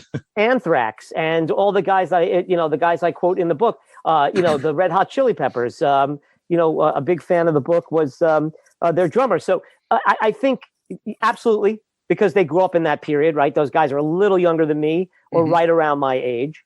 And we grew up with that stuff. I'm glad you mentioned Elvis stuff, because I did have one small thing I put in the book, and I've never talked about this in any interview. So I'm going to bring it up because you did. There's a moment in the book where I was saying Kiss got a lot of crap for just painting their faces and becoming an image, right? And then, forgetting all the other stuff. And because the writers were very haughty, and Paul's talked about this for years, Paul Stanley, the rock critics were very haughty in the 60s and 70s. We got to protect them. We got to protect the brand, man. It's real. It's got to mean something. I mean, even people like Lester Bangs were hammering the Stones and John Lennon in the 70s and Lou Reed. So there was a lot of that backlash. But I thought about it for about 5 seconds, and all it takes is 5 seconds. When you think about Elvis, right? Elvis was what? The rockabilly, freak show. He's the first shock rocker. Then he becomes like the black-haired, leather-wearing movie star. Then he becomes the gospel-singing, suit-wearing, comeback special guy. Dylan, he's Woody Guthrie, hobo singing on a train. Then he's the pilled-up, skinny Mercury sound guy with the electric guitar. Then he's the woodsman out in Woodstock doing his thing. The Beatles, they're the Fab Four with the cute haircuts and the uniforms, like Kiss. Well, no, now they're wearing mustaches and they're Sgt. Peppers. Now they're long-haired hippie men wearing, jeans. All of these things that people use to say, well, Kiss is not that. They did the same thing. Everybody, Madonna, Prince, Springsteen. Springsteen went from the hip poet beat guy to every man hanging out with my jeans, singing about working on the highway. These things are the same thing as putting on leather. And then remember when punk came in? Punk was mocking things like Kiss. What do you think the Ramones are? The Ramones are Kiss. We all got the same names. We all wear the same clothes. We all got the same haircut. We're all from Queens. That's Kiss. So I always thought that was a bullshit argument, and I'm glad you brought that up, Elvis. That's so perfectly said. So let's get into some of the details of the book and the interviews. Tell us. You mentioned Corky. Yeah. Was he the beginning of, like, how did you decide where to start? Like, because there's so many moving parts with Destroyer. You know, there's obviously the band. There's obviously Ezrin. There's obviously, you know, a lot of things going on. How do you know where to begin, and what directed you to that? Was it organic, like the book itself? Well, it's there's without getting into how the sausage is made, but I love you asking this question, Tom, because I love talking about the craft of research and writing. Yeah. I was just interviewing a fellow author today who has a beautiful new book on Kurt Vonnegut today. Mm-hmm. We were talking about how you go about your research and the fun and the unbelievable open road that you have when you start, because it's all there. You could do it. And what I did was, I have to say it was selfish. I wanted to meet Bob Ezrin. When I was a kid, I loved reading, as we all do, the credits. And Bob was on all the stuff I loved. Alice Cooper and Pink Floyd and, you know, and those early, you know, my favorite Lou Reed album is Berlin. So I you know, and of course I love Destroyer. So I was like, wow, I want to meet Bob. So that was one of my little selfish things. But the simplest way to tell you this is the very first thing I did, I swear, I got the Yellow Pages out and I looked up Stasiak. I found out Corky's first name, Stasiak, and I called him up and he answered the phone. And he was in Puerto Rico at the time. He had a house in Puerto Rico. That's a great story, he told me. Yeah. That he ended up using the lyrics from Whatever Gets You Through the Night by John Lennon when he was helping engineer John Lennon's Walls and Bridges record in 1974. Mm-hmm. John gave him those lyrics. He put it in plastic, got him to authentic, and then he and his wife bought a house in Puerto Rico based on those lyrics. Wow. So he's living in this house and he answers the phone. And I've never connected with a person doing interviews in all the books and all my time that I did with Corky. He starts talking to me about the record. I'm not running a tape. I don't have a plan. And I go, Corky, can I call you back? And can we have this conversation again on tape? He said, absolutely, let's do it. He goes, you got to talk to Jay. You got to talk to Jay Messina. Mm-hmm. So he gives me Jay's number. And the funny thing about it is Jay and I hooked up before I ever did the interviews with Corky. So technically Jay was the first official interview I did. So I had both engineers cold and I got the making of the record. And that's when I decided I can't do the 33 1/3, 10,000 word series. What I got to do is I got to dive deep into this and remember about how records were made in the 1970s organically in a studio with guys having to worry about what amps are there and where the mics are and what guitars and those guys brought me into an amazing world. And they introduced me to all these record plant guys who were all so excited. They're all like this. They still get together like every couple of years and have a party in New York City together. And all the original guys show up. It's amazing. It really is. That's how I started. And then I guess the big whale there was getting Ezrin, I'm assuming, finally. Yeah, I always call him the whale is a good one. Yeah, he was my Moby Dick. He was my Wizard of Oz. It took me 1 year, and I've said this in other interviews, doing the waiting for Bob, and he never blew me off. And his assistant, and her name escapes me now, she was so great. Oh, I'm really sorry. He really wants to do this. He was working on the Welcome to My Nightmare 2 with Alice. He was working on Deep Purple record. He was really working, and they kept me hanging. But what happened was it gave me that extra 6 to 8 to 10 months. And since I wasn't hanging on a publisher or a deadline, I didn't have to come through because I didn't have an advance that I had to make up. Yeah, that I was able to wait. And I knew I'd never wanted anyone to see this manuscript unless if Bob told me no, I would have trashed the year and a half working. I really would have. Wow. Maybe I would have gone back to continue on publishing who were doing it now. Bloomsfield, I think, publishers do 33 1/3, and would have said, let's do a shorter version. But luckily when Bob came through, and let me tell you, he's as intimidating as you expect. Really? Stories from Jay and from Corky and all the other guys who contacted me through the record plant. Bob was a beast, man, and he scared us all. He made us cry.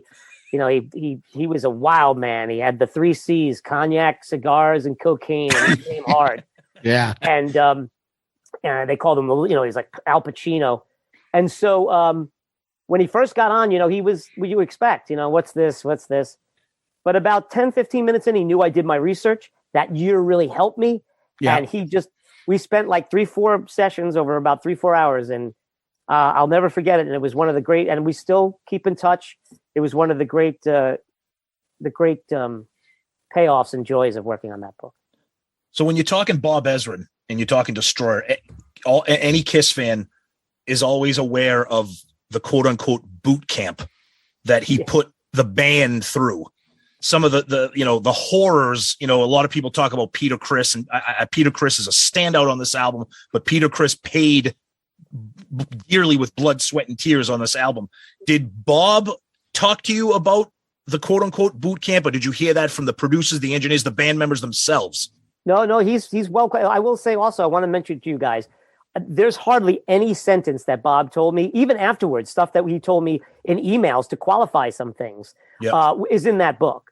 There's nothing I left unturned, because a lot of people say, well, you spent 4 hours with him. You probably pulled out like 20 minutes worth of quotes. No. That book is thick because I wanted Bob to be in everything. And I know I've been accused of, having some sort of love letter to Bob. And Bob, the good news is he's working on a memoir right now. And I was trying to get him I wanted to be his biographer. And he kept saying, I'm not dead yet. I'm getting blah, blah. So finally he contacted me last year and he said, I've begun. And I sent him all my tapes, which not only of he and I, but I sent him Dick Wagner, the late Dick Wagner, who loved him.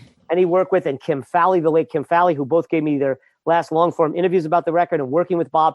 So I'm so glad he's putting it down. But he did come very, very clean about the boot camp. And this is before, and from what I understand, he's had a little bit of a falling out with Paul Stanley. I know he wasn't involved directly with the box set.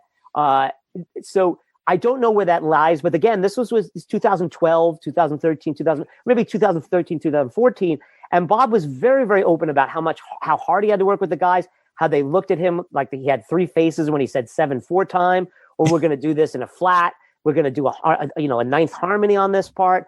And, but he said, to their credit, even Ace, they buckled down and they got the stuff done, especially for the basic tracks, and especially the brilliant aria, which I call it in Detroit Rock City, the solo. So they gave of themselves. But he had to break it down and get out of Blackboard. And he said, I think I'm quoting him right in the book. He goes, I didn't go back to like 5th grade bass 1, piano, which is what my daughter had, like when I hear my daughter play, I always think of Bob, he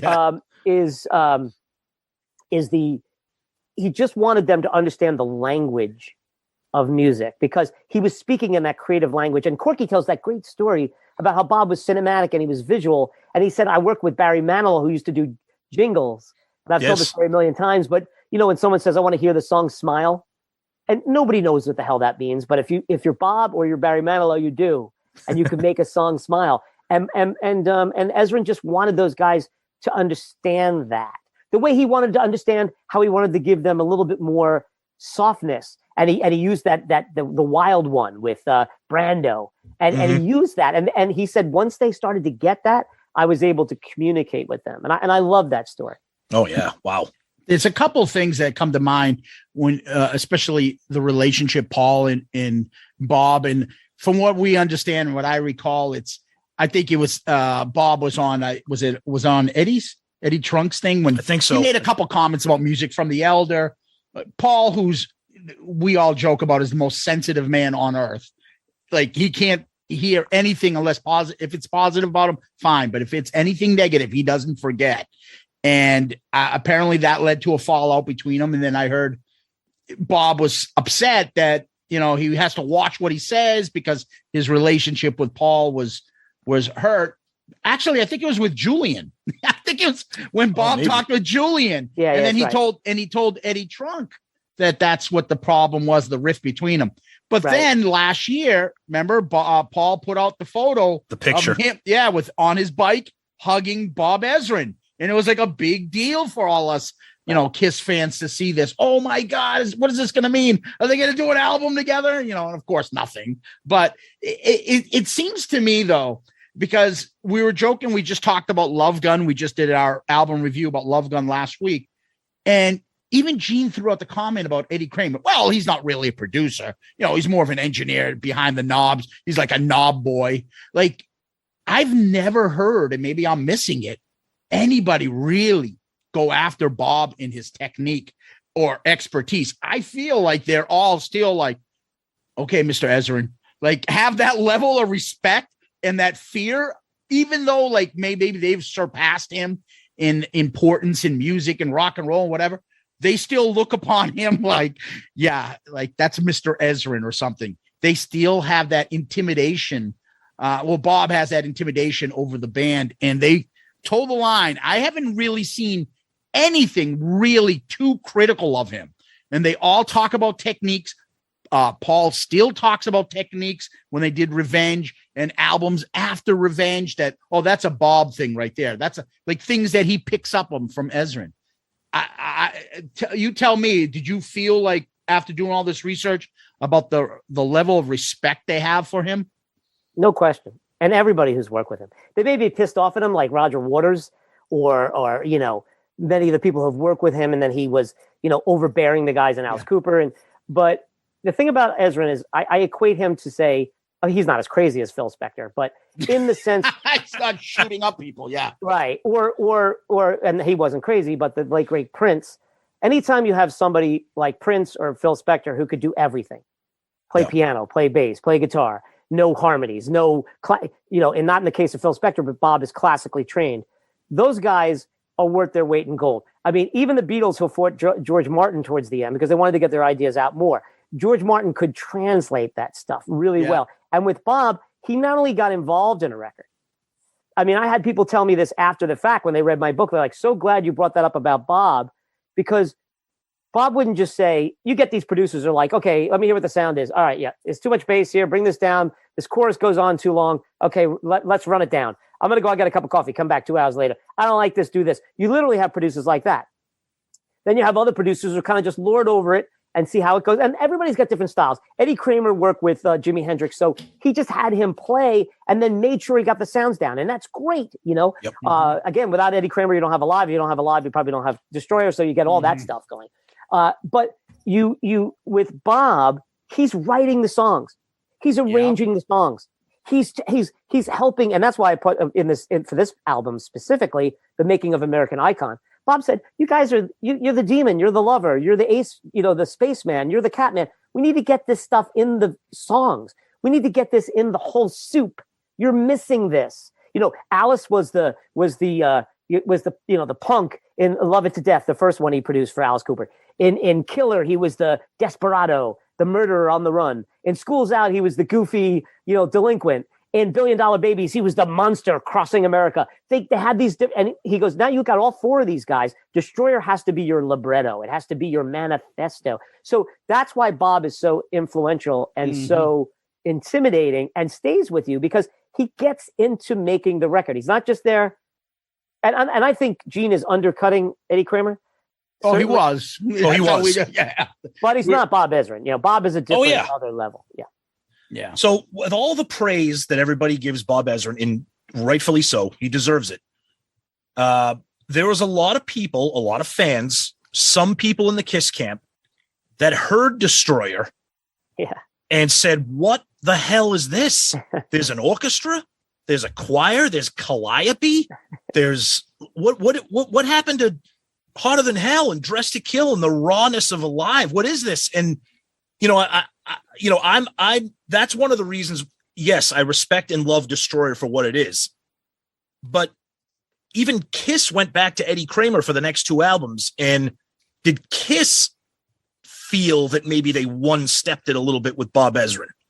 Well, but first of all, Ace and Peter didn't want to get their ass kicked anymore, so they were done with that. Right. And of course, Eddie ended up producing Ace's wonderful solo album from that period. That was a little later, obviously. And also, again, Eddie Kramer saved Alive. So, and he recorded, which a lot of people think, and I don't argue with, is some of the finest raw Kiss ever, which is the demos. So you look at Eddie Kramer's history with them, in Electric Ladyland, and then later on the Nanuet Theater for Rock and Roll Over. And I've been very candid in all these interviews, and a lot of Kiss fans bust my balls. I don't think that Rock and Roll Over or Love Gun is as good as Destroyer. I spent 3 years on it. That's not a shocking thing. I think the songs are there, certainly the production, but there's no way to tell exactly how Kiss could have been without going through the Bob prism. But I think what really made them panic and I've said this in interviews as well. I think Cream Magazine and Circus Magazine hammering them for going off the reservation really scared them because they had no, and as much as Kiss, like, we don't need the press, those magazines really helped them a lot. Yes. And without that, if they felt they went off the reservation, so they panicked and that wasn't really fair, which ended up being an embarrassment later on because they played all the Destroyer songs for the Paul Lynde special. So Beth coming back, made them revisit that. So they already had Rock and Roll Over out and was touring it by the time they did that in late October of 1976. Right. So, excuse me. I think that Kiss was, and Bill Aucoin's a big part of this too, who sent a letter to Bob that he read to me over the phone, Bob Ezrin, about you've destroyed us. Basically, you can't, no pun intended. They we can't go forward with this because we're getting so much backlash. But I will say one thing though, guys. If you think about Destroy, I understand the whole narrative is the first 3 records, which didn't sell, by the way, that were very raw, and then Alive, which is great, which is mostly not a live record, but sold. Sure. That Destroyer tells you more about what you see from Kiss from the rest of their career, which is, again, a point I make in my book, than those other albums. Because think about it, and I've said this many times, too, in interviews. Kiss wasn't like AC/DC or Aerosmith, and I love those bands, but they didn't do the same records all the time. You have a Destroyer, then you have a stripped-down record like Rock and Roll Over, then you have a poppy record like Love Gun, then you have, well, I didn't even bring up the solo records, which is a total departure. Then you have not a disco record, but a pop record again in Dynasty. Then you have a new wave record in Unmasked. Then you have a concept album with even crazier things and crazier Bob in music from the Elder. And then you have Creatures of the Night, which is a heavy metal early 80s album. Kiss did more experimental things than anybody from their genre. And Destroyer really is, in my estimation, the kickoff of that. When people said, is Destroyer the culmination of that first part? No, I think Destroyer is the kickoff to how Kiss managed their career for the rest of their time. It's a great way to look at it. Yeah. For me, Destroyer sticks out because you're right. I think before Destroyer, the band had their music, and then you saw the stage and you saw the outfits, and you see someone spitting fire, someone's dripping blood, whatever. But afterwards, now you got the album cover with the cartoon craziness, and it's just, I don't care. For me, that visual of that album just is incredible. And then the songs, there's a God of Thunder. Wait a minute, there's a ballad in here called Beth. Then, you open up with Detroit Rock City. I mean, for me, it just, now you got the opener for the rest of their careers. You got songs that last, Shout It Out Loud. You got that party rock anthem kind of again. It just fits the band perfectly. And it's the over the topness, which is what the band is all about. They're not just any old rock and roll band. Now they go back to the stripped down songs and things like that, but there is nothing like as over the top as what Destroyer is with all these different elements. And this is the album for me that I can sit there and I can say, if anybody's like, oh, what about this band artistically, this and that, listen to this album. Listen to all the little sound effects, the little things you pick up, the nuances.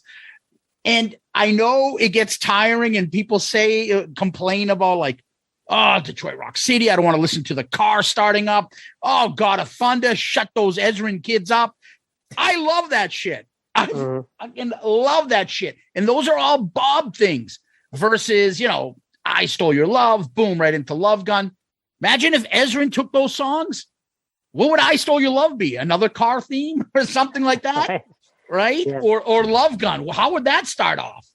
I mean, the thought of having Bob hit some of those other albums is incredible what he would have done to them. And I love it. And Destroyer sticks out because it's the only one from those early, the original 6 that is like that. And it's just completely different from the rest. And I enjoy it for its uniqueness. Yeah, Bob, and I was just actually, I was having this great conversation with Michael Cobb. I wanted to mention him in this podcast today because he's the guy who found all the music for the box set, and he went through all the archives. And I had a really nice conversation last evening, and we were talking about all the sound effects and all the different things that Bob had on the table that he found in the archives, and all the different things that he was going to add to this thing and really make it like a film almost. And that was his words. And Michael's right. And I mentioned it, and Corky mentions this, the cinematic aspect, the visual, Yes, the combination of sonic and visual. And, and that's what it introduced me. And when I was a kid, again, horror movies, comic books, sound effects. And when Bob tells that story to me when he was a kid and he went to his uncle's house, and he'd go in the basement and he had those, and I remember those Monsters sound effects records that they would play with stereo and everything. He'd put the headphones on, and Bob Ezrin, the little boy taking the piano lessons, was combining that macabre, the kind of things that Alice Cooper told me many times, because I've spoken to Alice for years now.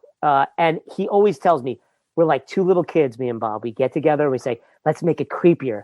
Let's make it weirder. Let's make it sicker. And we push each other. And they do. And like I said, with each Alice Cooper album. So for me, Destroyer is like the perfect thing. It's like when your baseball team goes and trades for a player you love that wasn't on your team and he joins your team, and for have Bob, join the Kiss thing when I'd already been so seeped in Alice, it was a dream. And I agree 100% with you, Zeus, in the sense where I even love the lineage of the kids. You mentioned the kids. No, I love them. I love them. And Bob said to me, I always thought kids were kind of sinister. Oh, Not yeah. messing with their voices, but having the kids laughing around like cherubs around the God of Thunder. And the way he used his same children, his two sons, on the Lou Reed album. And he got all those kids to sing The School's Out, and I don't know if you've heard the School's Out box set that they came out with a couple of years ago. It has Bob coaching these kids up, and he's yelling at them from the control room. You're pissed at school. You hate school. Tell them you. And Alice is going, come on. And they're singing, and everything he used with the child. And we don't need no. All that stuff. His use of children and the lineage that he brings. It's almost like Quentin Tarantino making films using the same kind of actors or the same themes. Love that. Just love it. I don't know. I can't imagine anybody that didn't grow up with an imagination, wouldn't be completely swept away by that. Yeah, I would love to get the uncut of those kids and what exactly are the phrases and subtitles that you would hear from those kids on those walkie-talkies. It's just, it always, so when I get a chance, I play the, Destroyer for my daughter, who's now 13, but so I'll be like, listen to this. And she's like, what are they saying? Like, it doesn't matter. You hear like chains moving. You feel like it's the Christmas Carol, Jacob Marley, and there's chains moving, and you're in like this haunted house. You don't know what the hell's going on. Is that a guitar solo? It's just like, what is that? And you're just hearing these people, and I don't know what the kid's saying. I don't want to screaming shit. You're like, holy Christ.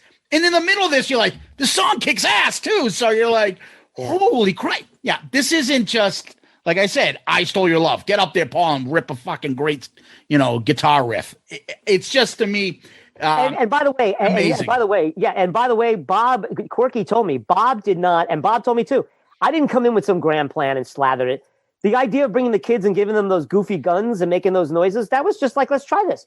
The idea of the binaural recording, the idea, the beginning in the car, all that stuff, like the calliope. Bob's like, it's gung, gung, gung, gung. I hear a calliope. Let's go find one. Yep. So it was organic. It was just as rock and roll as anything else, Yeah. What would you say, we're going to, we can't thank you enough for your time. We'll kind of start to come to a close here. Sure. What would you think, in your opinion, on all of your research, all of your interviews, all the information that you had going into this, what was one of the biggest, or one or two biggest revelations, either from a band member, a producer, an engineer? We've talked about Bob because he's the big man on top of Destroyer, but some of those other key players, anything that they provided in terms of production, recording, comments about the band members, but even their behavior, anything like that really sticks out, that when our listeners read this book, that they're going to be like, holy shit, that's awesome.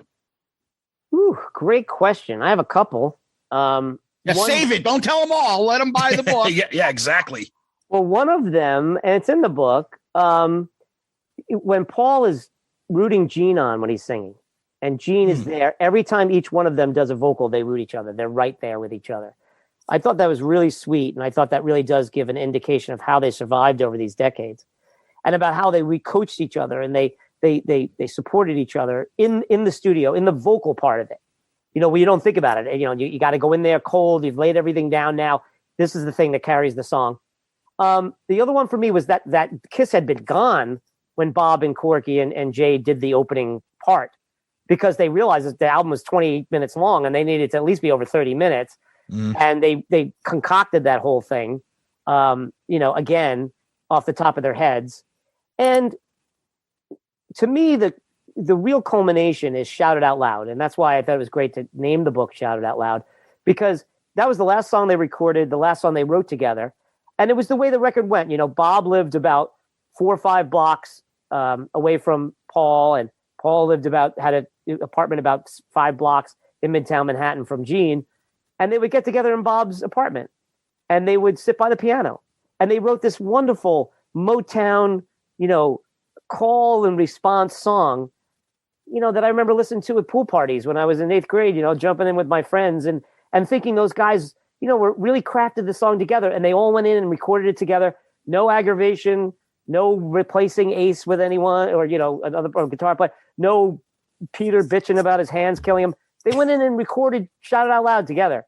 And it really, I love that. That was a revelation of how that came together for me. And because I was wondering how they put the record together, and there's so many more, but those are 3 off the top of my head. Yeah. That's awesome. Now, the one other thing I wanted to ask you about too is the Box Set and Resurrected. Any quick thoughts about that on those 2 items?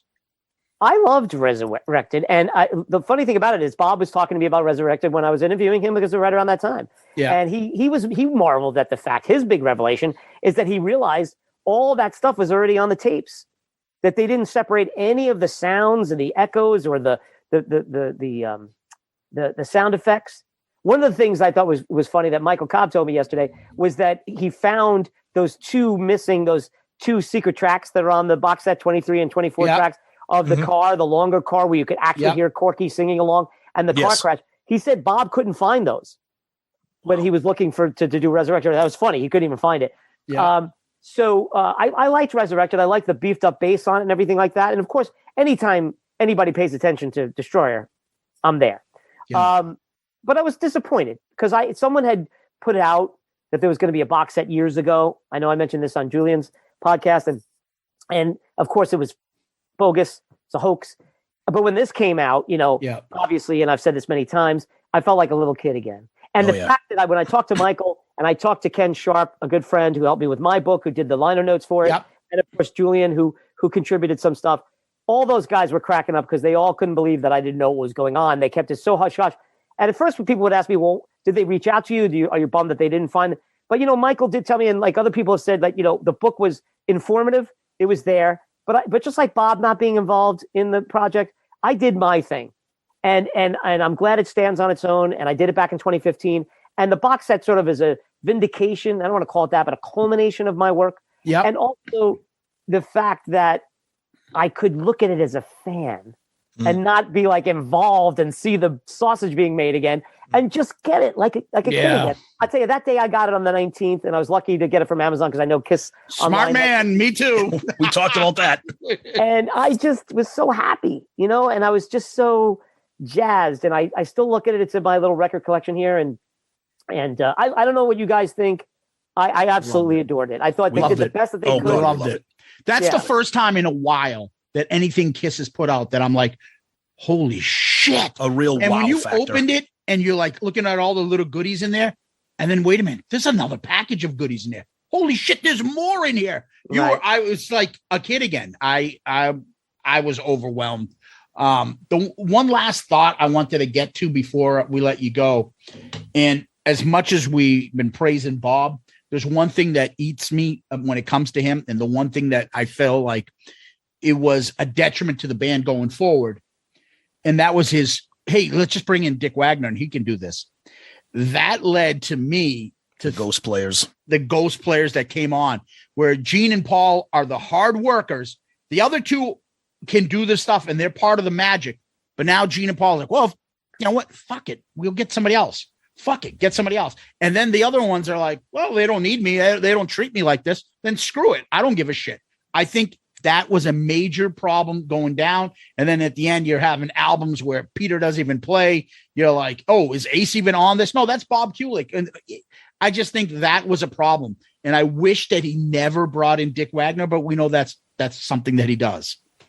Yeah, I think you nailed it. And I think I add one sentence in the book to it. And I thought about taking it out, but I thought, no, I think it's right. I think and I'm paraphrasing myself here, that there were fissures already there, and this record cracked them a bit. And of course, the cocaine with Ace being introduced to that, which he admits and had no regrets, that really threw him off.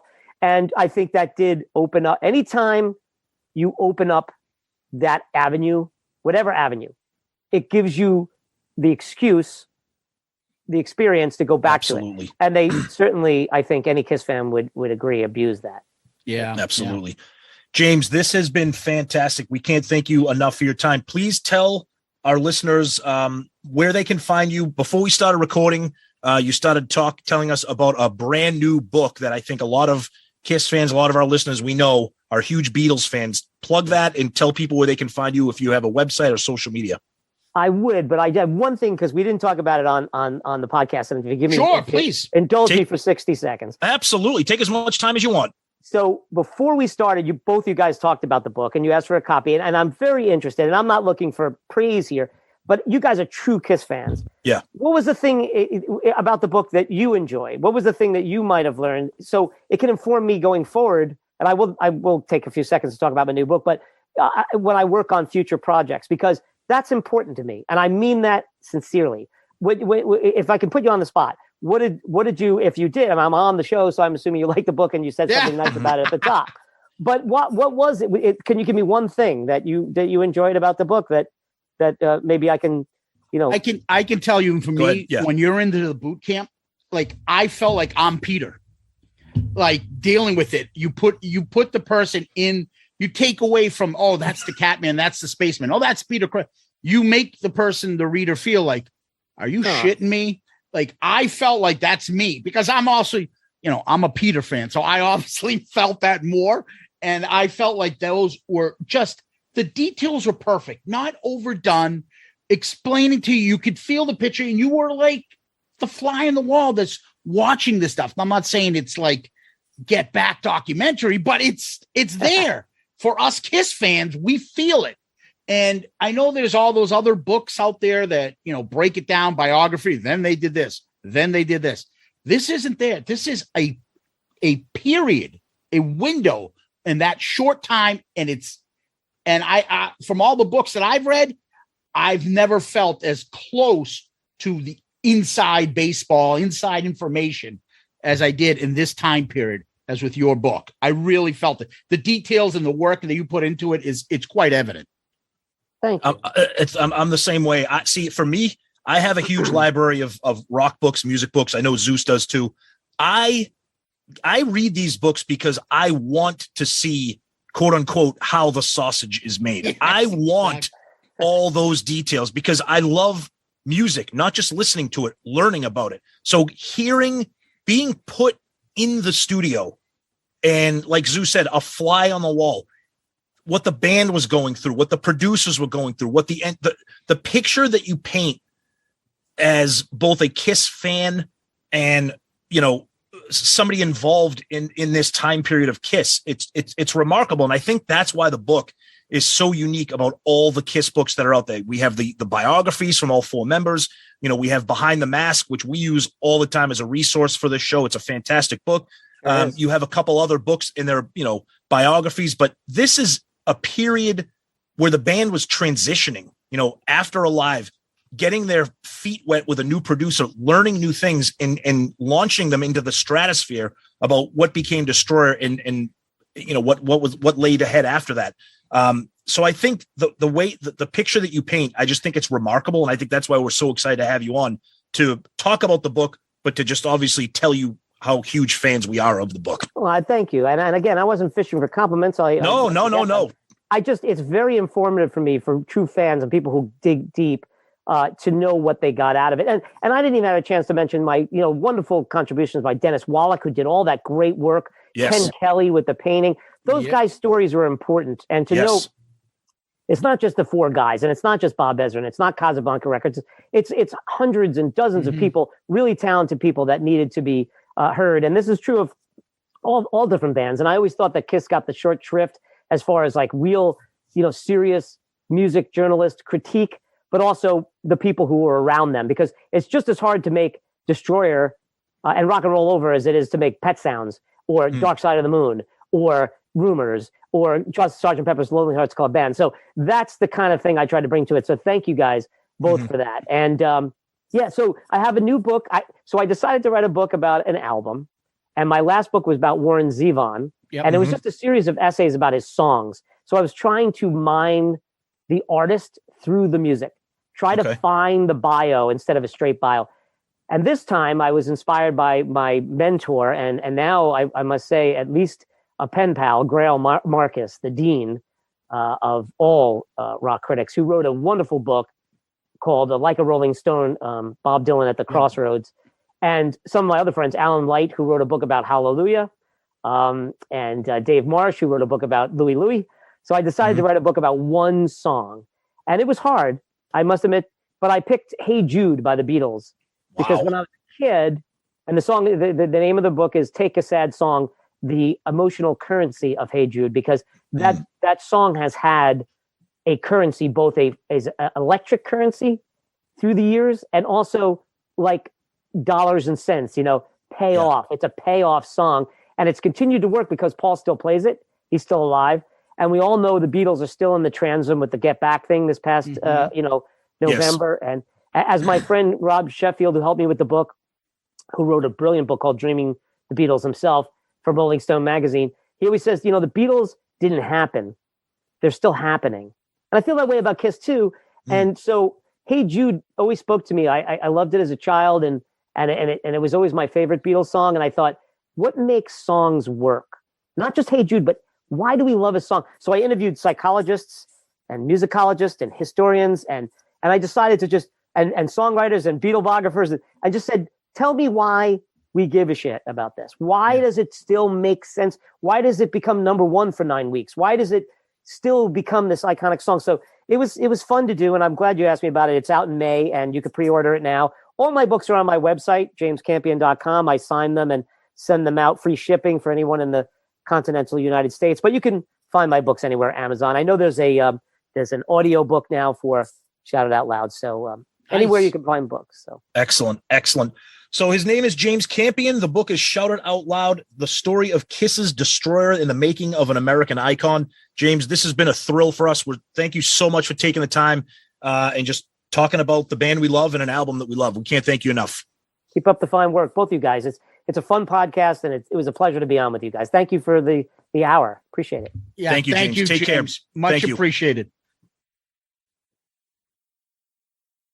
So there's James Campion, our interview with him. We hope you guys love that as much as we did. You could tell how excited he is, how passionate he is, even after all these years. The book's not brand new. He still talks about it like it is. You could just tell it was a labor of love for him. He put a lot of time into it, did a ton of research, and it was kind of organic. And, he was a flag waver for Kiss, waving that flag, talking about how people aren't bringing up Kiss albums, especially Destroyer, as the great albums in the 70s. And it just evolved into this amazing book about this album. And not only that, after we recorded, we continued talking to James about music for about another half hour, started getting to Elvis and the Beatles, music in general. It was just really great. And I'd like to think that, we may have established some kind of friendship here with James where, talk to him in the future about other Kiss projects or whatever you have. But really, really proud to have him on. And he was a wonderful guest for us. And we hope you guys think the same. Yeah. Again, I said it earlier, but I'll repeat. It's always awesome when you meet these people and they turn out to be even better. And James is, you're right. We went off on a big detour, started talking about the influences of Elvis and all that other stuff off the air. And we're both like, I know we can talk for this for an hour. And we kept going and going and going. But he was very gracious with his time. He has a lot of info. This book is very detailed. Oh, it's amazing. You so guys good. will love it. And I don't know if you don't have it on your radar or you do, but please. And he loves to hear, what your thoughts are specifically. So in the episode, when we link this and put this up in our Twitter, Facebook, and Loudcasters group, please comment on it. Tell him what you liked about it, or even if you didn't, but be fair about it and be honest. He wants to hear about it. We'll have a couple things coming up with James, though. We talked about. You'll see him in the future with Shout Out Loudcast. I think we did establish a rapport with him, and you guys will really get a kick out of this book.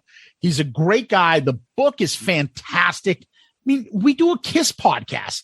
Destroyer is one of the greatest albums they've ever done, and here's an in-depth book about that process. So, I mean, you guys have to jump on this. Take a look, and please tell us what you liked about the book, or, hopefully not what you didn't like. But James is a great guy. We're very happy to have him on, and we really appreciate it. Absolutely. Fantastic. Yeah. So one other thing, Tom, is because this is a book, we're going to rank this. Yes. And so thankfully, he's not on this at this present moment, but let's see. We'll be fair about this.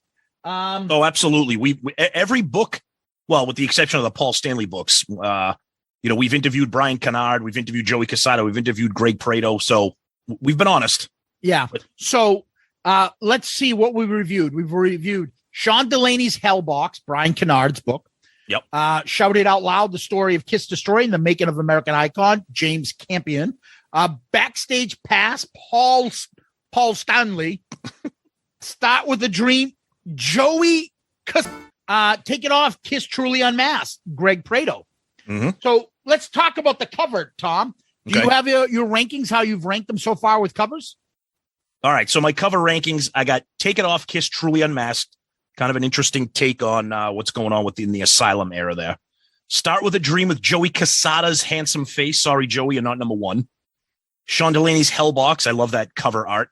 And Backstage Pass is last because it's just a ridiculous picture of Paul. You don't like Paul's Pumas? Ugh. Paul Stanley. I don't.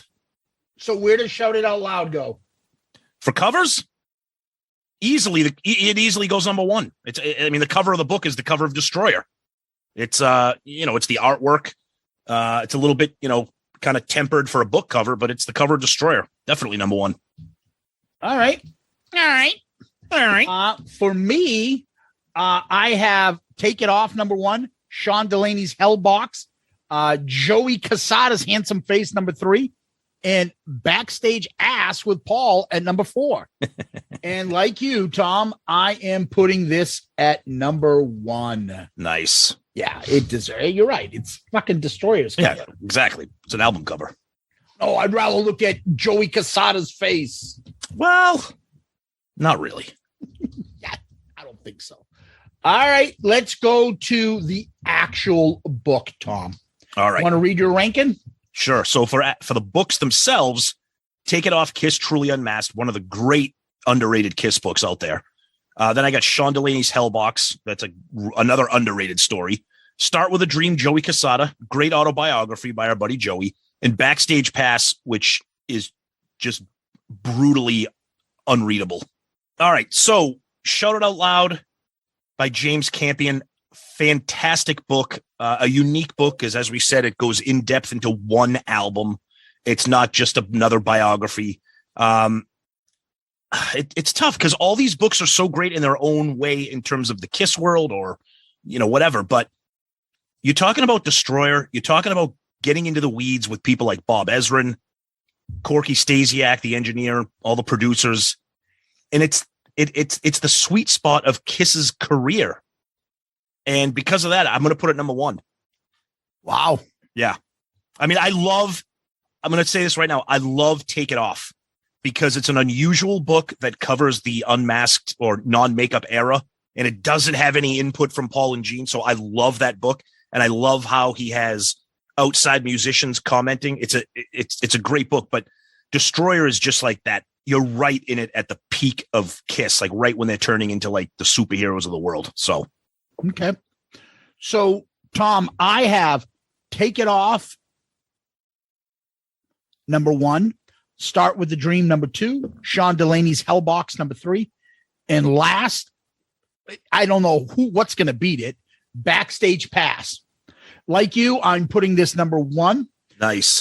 It was close because I really love Take It Off because it's a niche book because it's not just one album of Kiss non-makeup. It's the whole era. It's very encompassing, and it's an era that's not really discussed much. However, a book of this massive proportion, close to 400 pages on the making of Destroyer with everybody involved.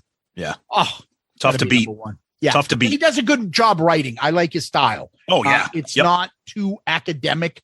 I enjoy it. I felt like a fly on the wall, and I'm really happy that we were able to get him on to talk a little bit more. So that's my number 1.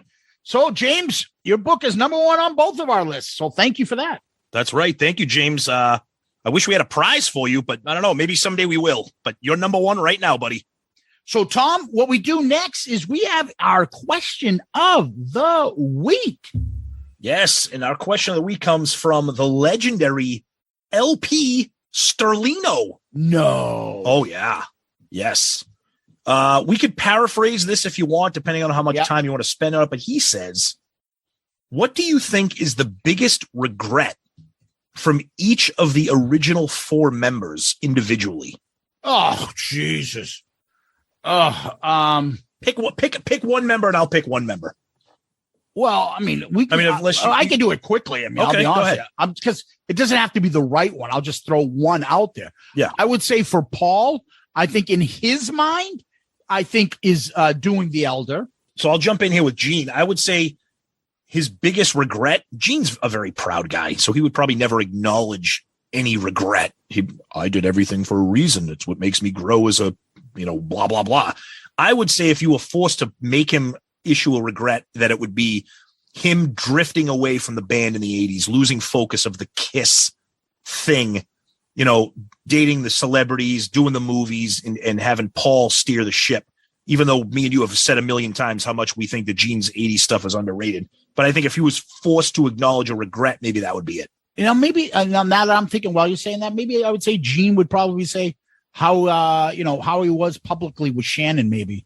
Because he seems to have turned his the leaf about being a dog and being a bachelor. Maybe he wouldn't publicly boast that he's banging chicks while being with her. So maybe he regrets embarrassing her like that. What about Ace and Peter? They got a lot of regrets. We got a lot of them. I think the easiest one is Peter giving up the makeup. Oh, really? Okay. Yeah. All right. Because he has no money from that.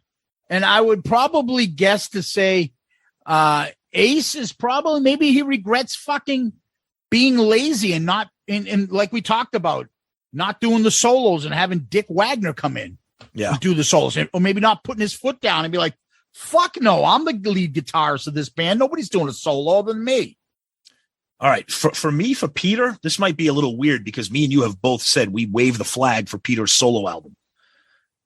But I'm wondering if Peter, not regret's a strong word, but if Peter thinks, shit, if I didn't make that album, if I made an album that was filled with more Hooligan, Hard Luck Woman, Baby Driver, Black Diamond, maybe that would have done something with my trajectory within the band, et cetera, et cetera. He did his solo album the way he wanted to because it was a passion project of his, and God bless him.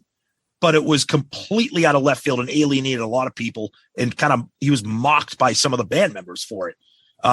In terms of Ace, I would say Ace's regret would probably be maybe being so passive.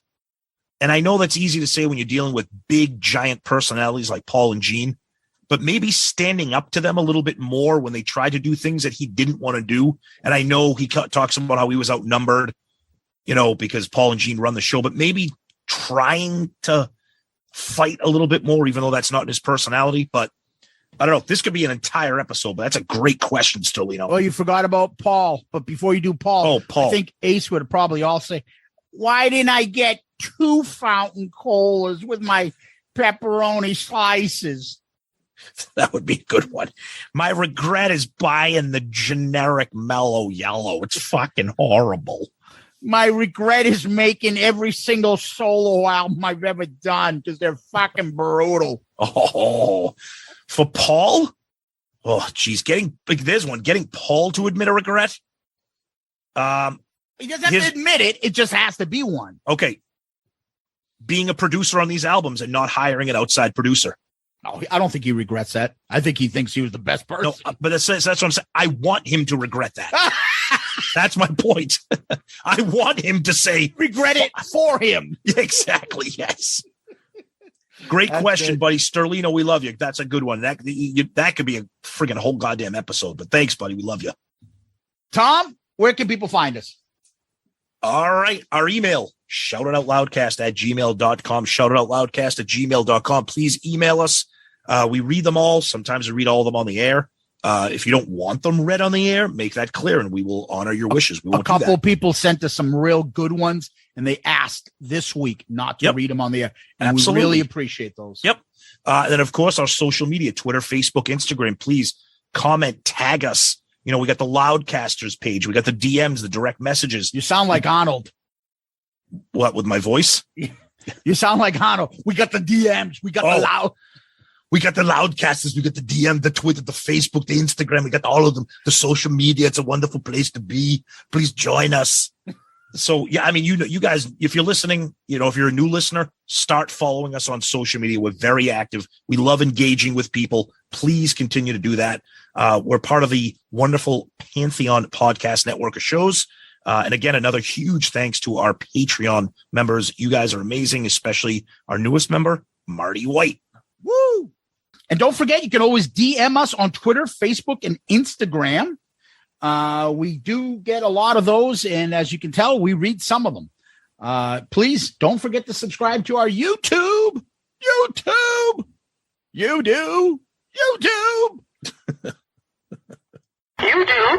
channel. I said a couple episodes back, I think, hey, I want to get us to 400. Well, we're way past that now, so keep going. We want to get to 500. Yep. So please go on and subscribe to us there. And then also give us one of those 5-star child reviews on iTunes, on Spotify, Podchaser, wherever you can rank us, even on Facebook. And we've been getting a lot of the 5-star reviews, and we really appreciate it. We try to do only one a week, so we're trying to spread these things out. And we did get another one, Tom. You want to read it? Yeah, this comes from J Rucker 777. And the title is 5-star child review.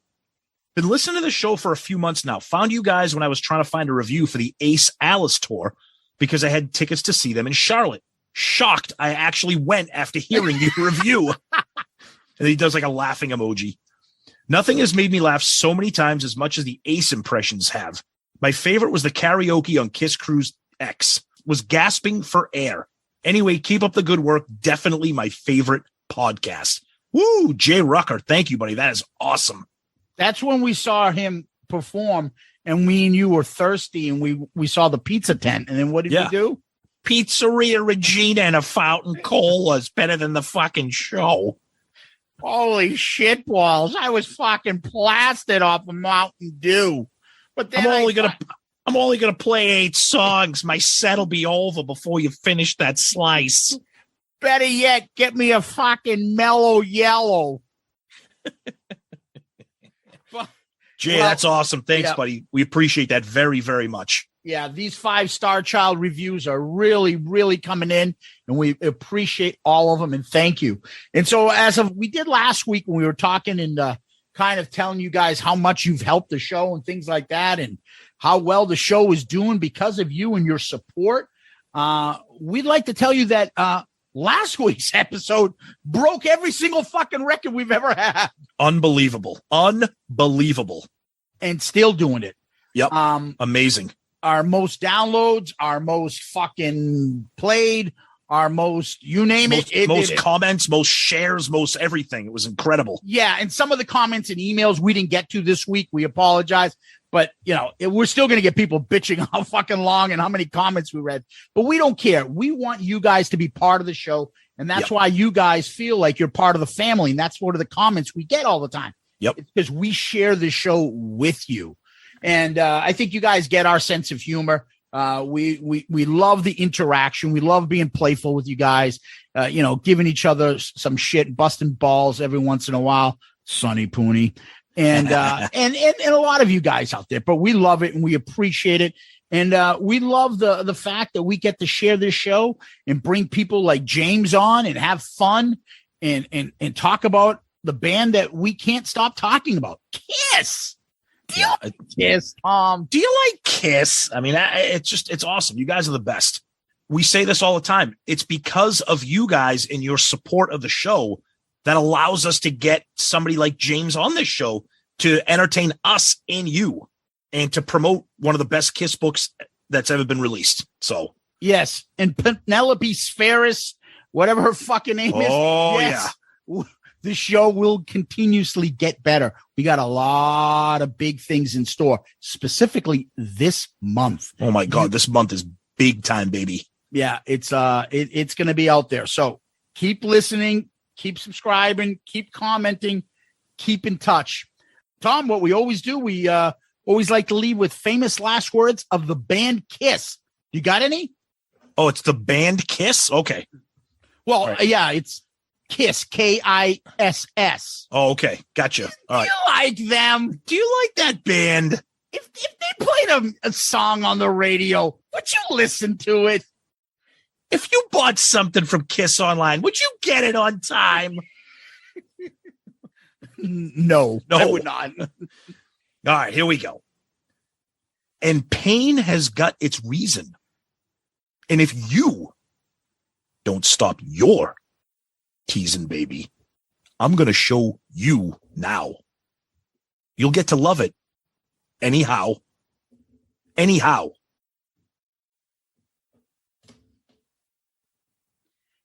It's so fine, loving with ease, far from the house and the family fights. It's so fine being with you, being with me makes everything Tom, thank you. Loudcasters, thank you. Kiss Army, thank you. Author extraordinaire James Campion, thank you. Guys, thank you so much. James, you were an amazing guest. We had a blast on and off with the recording. It was a fantastic time meeting you. So thank you for joining us. And thank you, everybody out there. You guys are the best. Patreon members, everybody. Zeus, thank you, my friend. Peace out, Girl Scout.